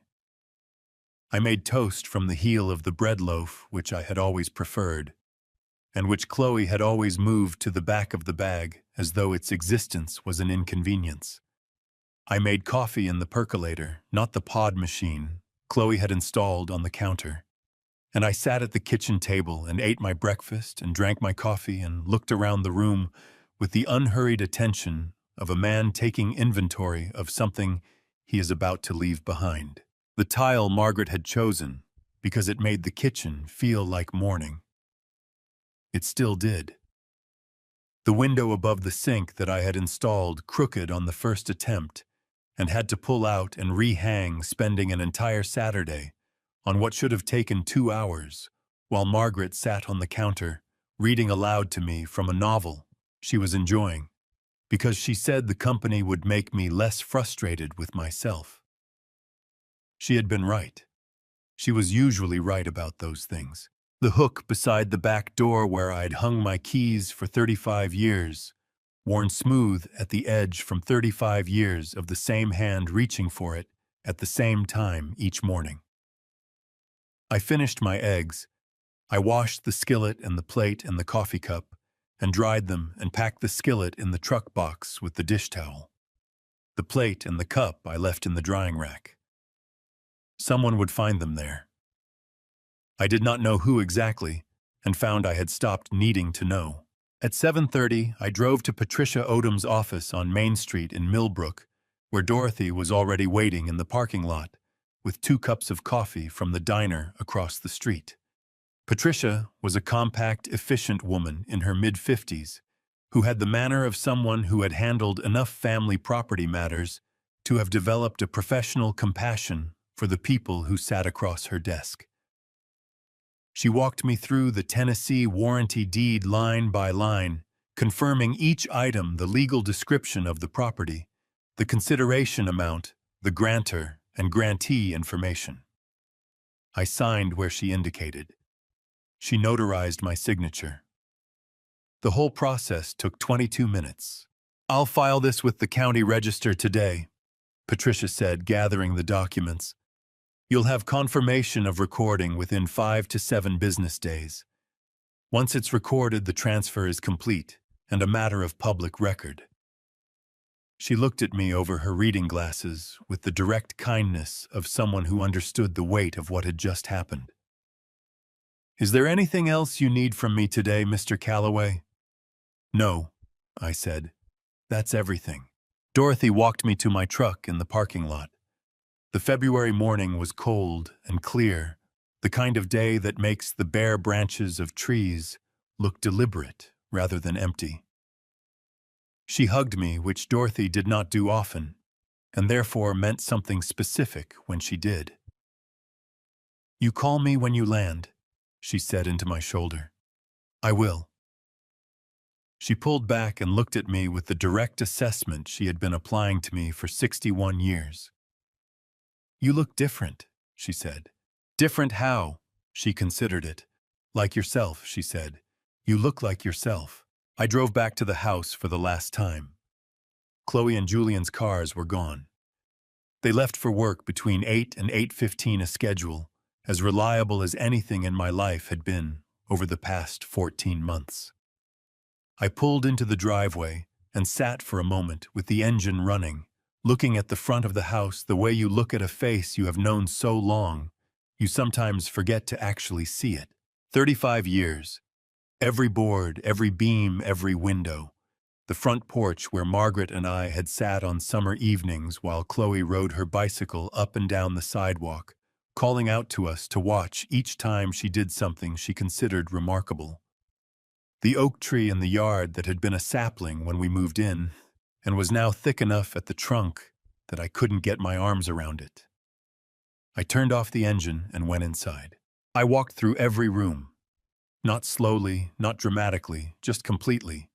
The kitchen, the living room with the bookshelves and the ceiling beams, the hallway with its 35 years of scuff marks at baseboard height that I had touched up with paint so many times, the paint had built up into a gentle ridge you could feel with your fingernail.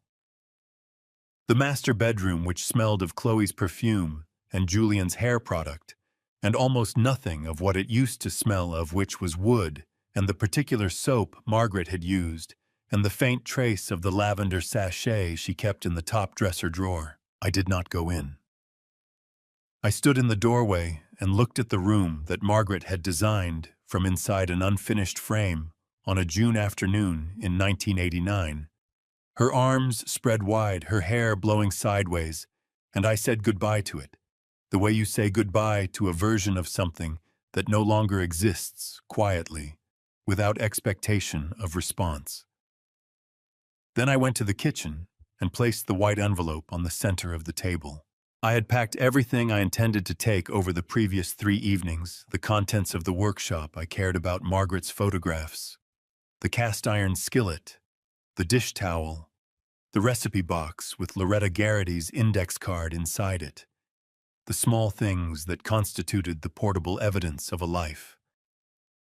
What remained in the house was furniture, appliances, the books on the shelves that Margaret had arranged by color and that I could not bring myself to disturb. I locked the workshop with the padlock I had used for 20 years and put the key in my shirt pocket. I would mail it to Richard from Asheville. I picked up my bag from the porch. I stepped off the porch steps, the ones I had repaired 6 summers ago, the wood pressing back under my boots the way good wood always did. I walked to my truck without looking back, because I had already looked carefully and completely, and there was nothing I had left unseen. I started the engine. I drove to the airport. I have never been a comfortable flyer. Not because of fear exactly, I understood the physics well enough to know that my discomfort was irrational, and rationality had always been a comfort to me in most areas of my life.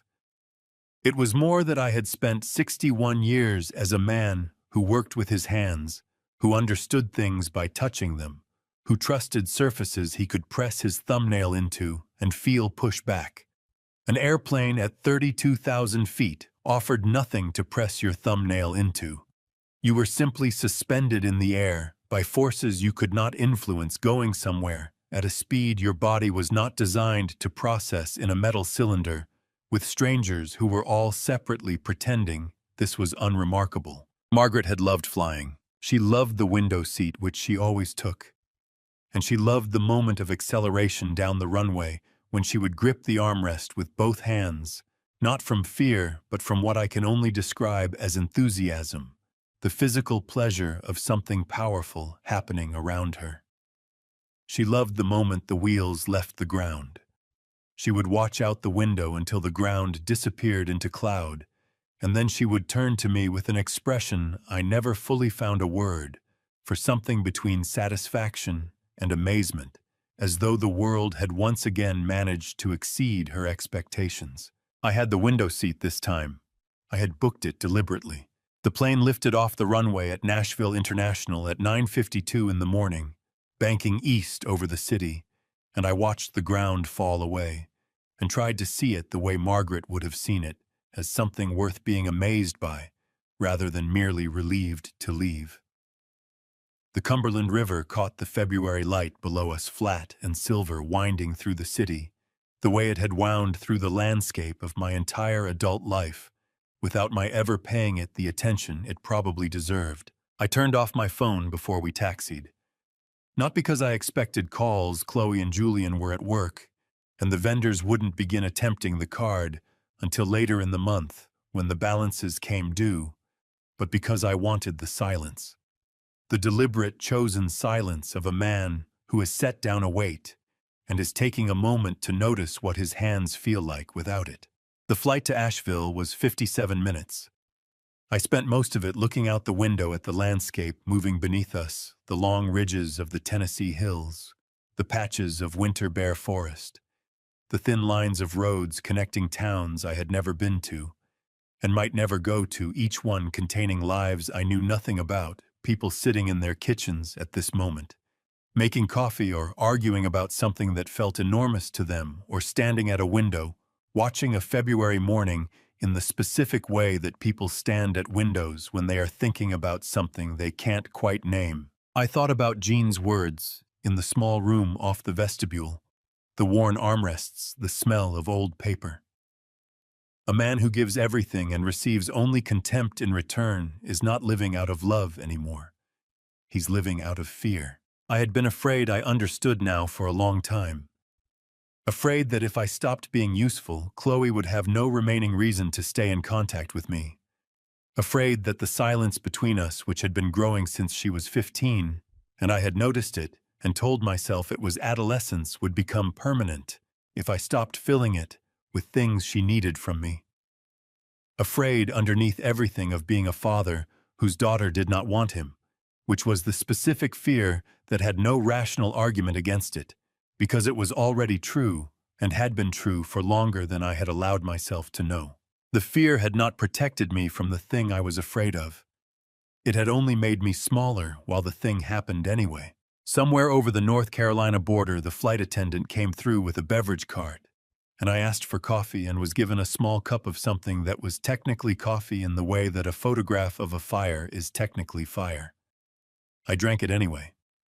Margaret would have laughed at the expression on my face. She would have said in the specific tone she reserved for moments when I was being particular about something minor, "Arthur Calloway, you are drinking airplane coffee at 30,000 feet, and you are going to survive it." I almost smiled. The almost was enough. I had not allowed myself to think too carefully over the previous 3 weeks about what I was leaving. I had kept my attention on what needed to be done. The notebook, the deed, the plane ticket, the arrangements, because attention to process had always been my way of moving through difficult things without being stopped by them. A piece of furniture doesn't get made by thinking about how complicated it is. It gets made by doing the first thing, then the second thing, then the third. But now there was nothing left to do.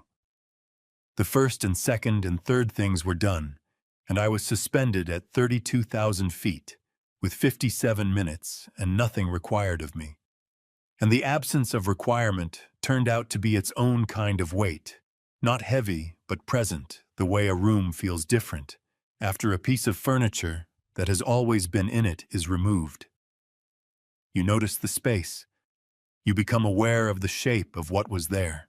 What was there was a house I had built with my own hands, for a woman I had loved for 33 years, and a daughter I had loved for 34, and I was leaving it because the daughter had asked me to disappear, and I had decided at 61 years old, with the help of a neighbor in a bathrobe and a pastor in a worn chair, and a sister with a yellow legal pad, that some requests deserved to be honored exactly as made. The wheels touched down at Asheville Regional Airport at 10:49 in the morning. The flight attendant said something cheerful about the local time and temperature. The man in the aisle seat next to me immediately reached for his phone with the urgency of someone who had been separated from it for 57 minutes and found the separation intolerable. I waited until the seatbelt sign went off, then reached into my jacket pocket and took out my phone and turned it on. It found the network. Messages began arriving. Not yet. I knew what they would be, and I was not ready for them yet. I put the phone back in my pocket and stood up and retrieved my bag from the overhead bin and joined the line of people moving toward the front of the plane in the shuffling, patient way of travelers who have arrived somewhere and are now required to figure out what that means. In the jet bridge, I stopped for a moment on stepping to one side to let the people behind me pass. I put my hand flat against the wall of the jet bridge plastic hollow, not very interesting, and pressed. It didn't push back the way good wood pushes back. But I was standing on solid ground again, and that was enough. Dorothy was waiting at the arrivals curb in her gray sedan, hazard lights blinking, heater running. She got out when she saw me and opened the trunk without ceremony, and took my bag from my shoulder and put it in herself, which was Dorothy's way of saying she was glad I was there without requiring either of us to say it directly. I got in the passenger side. The car was warm. The radio was playing something quiet that I didn't recognize. "How was the flight?" Dorothy asked, pulling out into traffic.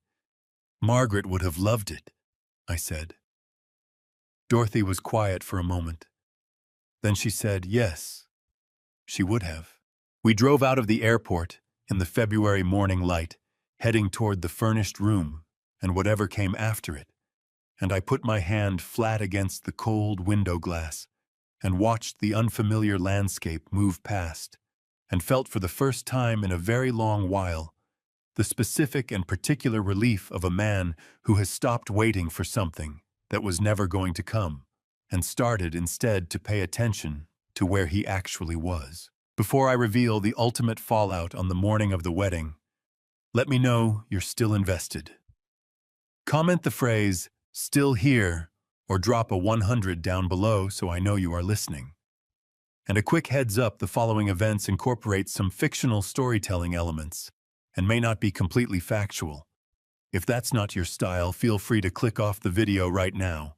But if you're ready to see exactly what happened, let's get into it. The wedding was scheduled for 11 o'clock on a Saturday morning. I knew this because I had been told 11 o'clock on a Saturday morning approximately 40 times over the preceding 8 months. In the way that Chloe communicated dates and times, not as information being shared with me, but as a context being established, the way you establish context for a service provider, so they understand when their services will be required. The reception hall had been booked. The florist had been engaged. The car service had been reserved. The photographer, the caterer, the string quartet that Julian had insisted on because a DJ felt in his word provincial. All of it arranged on my credit card, all of it now suspended in the particular limbo of contracts whose payment method had silently failed. I was sitting on the small porch of Dorothy's colleague's house in Asheville at 8:47 in the morning, drinking the first honest cup of coffee I had made in a proper percolator in 3 weeks, watching a chickadee investigate the empty bird feeder hanging from the porch eave. The Asheville morning was cold and clear, the mountains visible to the east in the particular blue that mountains turn at this distance and this hour. And I had been sitting there for 40 minutes, doing nothing in particular, which was something I had apparently forgotten how to do, and was now relearning with the careful attention of a man recovering a lost skill. Dorothy had left for the grocery store at 8:15. She had asked if I needed anything, and I had said no, and she had gone, leaving me the quiet house and the porch and the chickadee and the mountains, which was more than enough. I had my phone in my jacket pocket. I had turned it on the night before briefly to send Dorothy a text confirming I was awake and had seen the edge of what was coming, 3 missed calls from a number I didn't recognize, which I suspected was the reception hall, and 1 text from Chloe that said, "Only Dad. Call me." I had turned it back off and slept 8 hours, which was more than I had slept consecutively in longer than I could accurately remember. At 9 o'clock, I took the phone out of my pocket and turned it on. The notifications arrived the way water arrives, when a dam gives way, not all at once, but in a sudden sustained rush that didn't seem to stop. The phone vibrated in my hand continuously for almost 40 seconds, while the missed calls and messages loaded, and I held it and watched the screen fill up with the evidence of a morning I was not present for. 89 missed calls. 41 from Chloe's number, 23 from Julian's. The rest from numbers I didn't recognize, the reception hall probably, and the caterer, and possibly the florist, and the car service, and the photographer, all of them attempting to reach the primary account holder, whose card was the instrument through which their contracts existed, and through which their contracts had now ceased to exist. I did not listen to the voicemails. I sat on the porch with the phone in my hand and looked at the number 89 and felt what I felt, which was not what I might have expected to feel. I had spent enough time in the weeks prior imagining this moment that I had developed a fairly clear picture of the emotions I anticipated, some version of grim satisfaction, perhaps, or the particular relief of a plan executing correctly, or even a residual sadness for the version of Chloe who was standing in a reception hall this morning, watching everything fall apart. What I actually felt was quieter and less dramatic than any of those things. It was the feeling of a man who set a fire in a controlled burn and is now watching it do what fire does, which is exactly what he intended, no more and no less. I put the phone face down on the arm of the porch chair. The chickadee had found something in the empty feeder, some seed remnant I hadn't seen, and was working at it with focused industry. I watched it for a while. Chickadees are year-round birds in the Carolinas. I knew not migrants. They stay through the winter on their own terms, finding what they need in the landscape as it actually is, rather than waiting for it to become something easier. My coffee had gone lukewarm. I drank it anyway. At 9:23, the phone buzzed once, a text, not a call. I picked it up. It was from a number I had saved 3 weeks ago under the name Richard Cole Byer. The message said, "Mr. Calloway, at the property now with my wife. Everything is in order. Thank you for leaving it as you did. The woodwork in the hallway is extraordinary. We'll take good care of it." I read it twice. Then I set the phone down and pressed both palms flat on my thighs and breathed through my nose and looked at the mountains in the distance and let what Richard had said land the way it needed to land. The woodwork in the hallway was extraordinary. I had installed it over 3 weekends in the fall of 1994, working from a pattern I had drafted myself, and Margaret had stood in the hallway when I finished and run her fingers along the trim and said, It was the finest thing I had ever made. I had disagreed and pointed to the dining table, and she had considered this and said perhaps it was the finest thing I had ever made in a hallway. I almost called Dorothy. I wanted to tell her about Richard's text, wanted to say that out loud, to another person, the way good things sometimes need to be said aloud before they fully register. But Dorothy was at the grocery store, and the moment was complete in itself, and I decided to let it be that. The phone buzzed again at 9:31. Chloe. I let it ring through to voicemail. It buzzed again at 9:33. Julian. I let it ring. At 9:35, 3 calls in 4 minutes from the number I had identified as the reception hall. At 9:40, a text from Chloe. Dad, please pick up. Something has gone wrong with the payments. We need you to call the bank. I set the phone face down again. We need you to call the bank. Even now, in the wreckage of the morning, she had built on a foundation she had not inspected carefully enough. The instinct was the same. Identify what was needed. Identify who would provide it. Make the request. It had not occurred to her that I might not provide it. In 34 years, it had never had to occur to her because I had always been there to provide whatever was needed at whatever cost to myself, in whatever form the need arrived. I picked up my coffee cup. Empty. I stood up from the porch chair and went inside to make more moving through Dorothy's borrowed kitchen, with the careful consideration of a guest who respects another person's space, measuring the grounds, the way I always measured them, getting the ratio right. While the percolator heated, I stood at the kitchen window and looked out at the Asheville street, unfamiliar houses, unfamiliar trees, an unfamiliar arrangement of light on pavement, and felt the specific texture of a morning that belonged entirely to me. At 10:15, a final text from Chloe arrived. I did not read it then.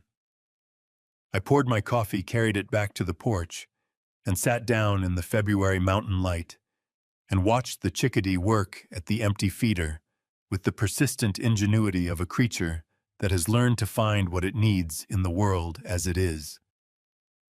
I read the text at 10:47. It said, Dad, where are you? The house, there are people here, Dad, please. I put the phone in my pocket. I drank my coffee. The mountains were very blue and very still. Dorothy called me at 2:17 that afternoon. I had been reading the same page of a Western novel 4 times. My phone was face up on the coffee table. New habit. Are you sitting down? She said. I'm sitting down, I said. She told me what Evelyn had watched from her front window. Richard and Linda Cole arrived at Elm Street at 9:45 with a Subaru and a moving truck. Chloe came out in her bathrobe, agitated, and confronted Richard immediately. Richard listened with the patience of a man who had anticipated the conversation. He showed her a document. The deed had been recorded with Williamson County 8 days earlier.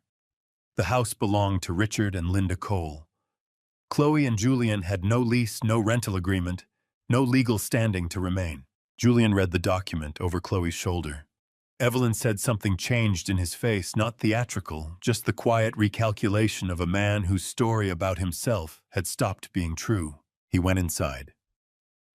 20 minutes later, he came back out with 2 suitcases. Not boxes. Suitcases. Marcus Webb was already at the curb, hands in his pockets. Expression carefully neutral. Julian loaded his car without looking back at Chloe standing in the doorway. He said something to Marcus. Both cars drove away.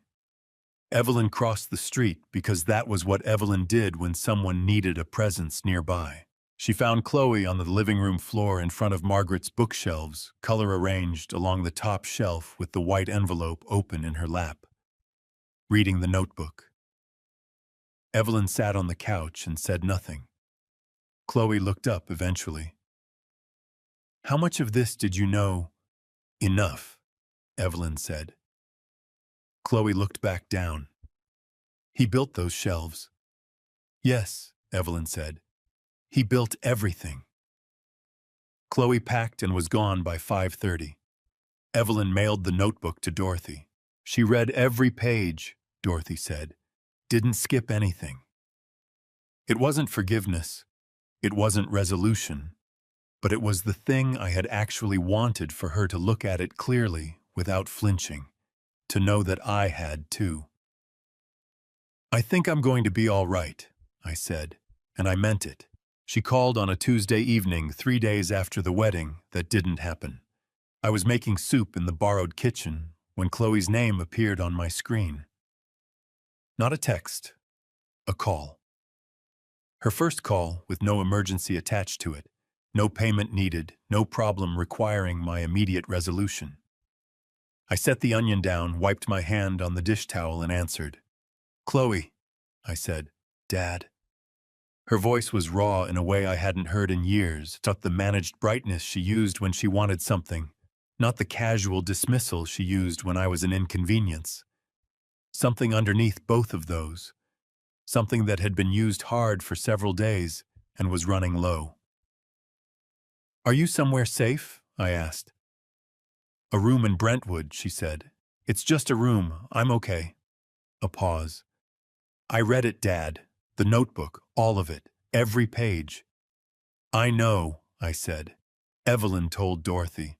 I turned off the burner and carried the phone to the window. Outside, the Asheville evening had settled into blue-gray mountain dusk, the kind of sky that holds its last light longer than you expect. The October entry, she said. 2022, the dental appointment. I remember sitting in that chair and you just took out your checkbook without asking.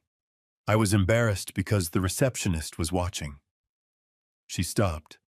When she started again, her voice had crossed into something I hadn't heard from her in a long time, not performed, actually felt.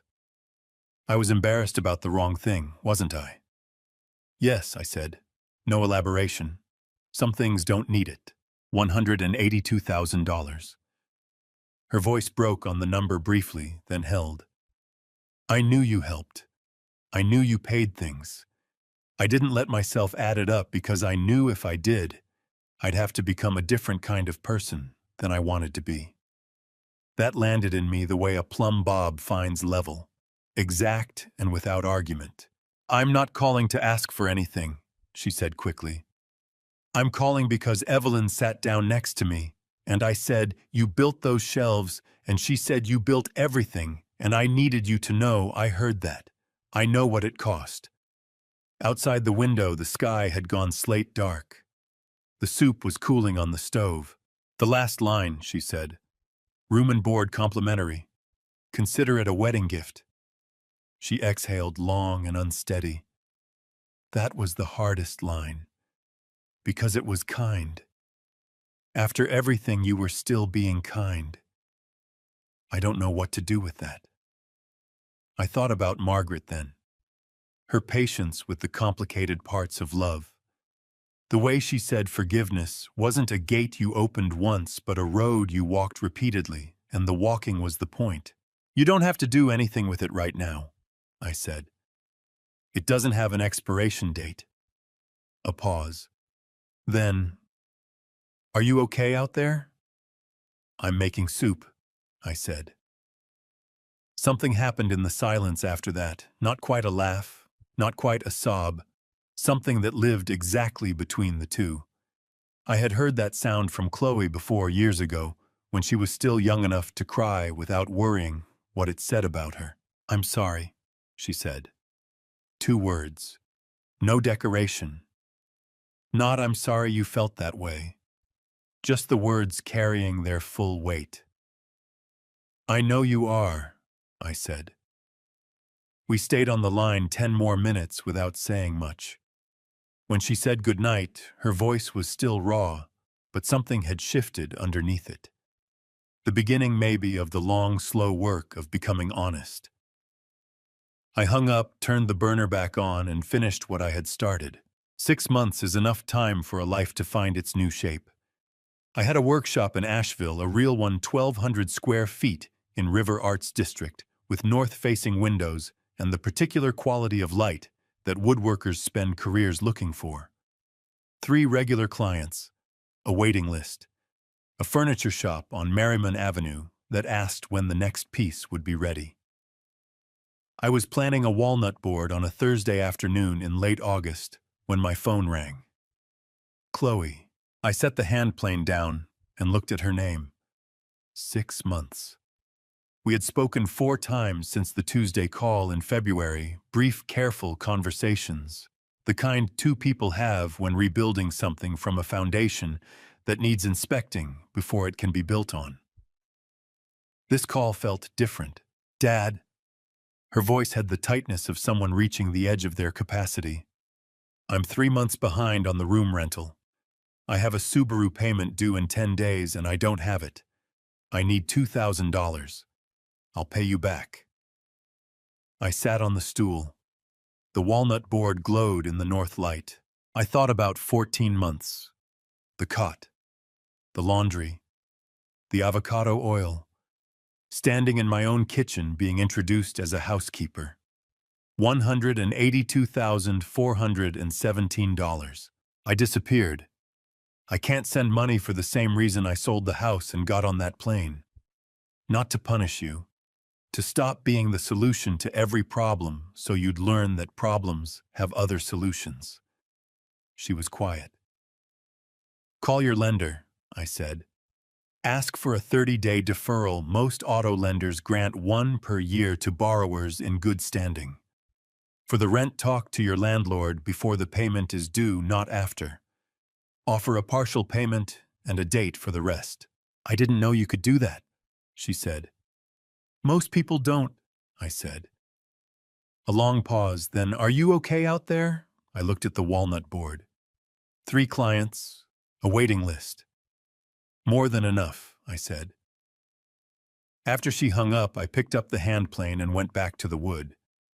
Some things you learn only by being left to learn them. I hoped she was calling the lender. I thought she probably was. The morning light in Asheville comes in differently than it did on Elm Street. On Elm Street, the east window caught the sunrise directly full and immediate, the way Margaret had always wanted it. Here, the light arrives at an angle softer, filtered through the oak trees along the street, and it finds the workshop floor first before it finds anything else, spreading across the concrete in long gold panels that move slowly as the morning turns, the way good light always moves when nobody is rushing it. I had been in the workshop since 6.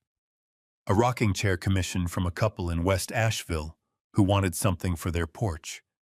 I was fitting the runners, now checking the curve against the template I had made from a piece of cardboard, and 40 years of accumulated understanding of how a person's weight should move through a chair.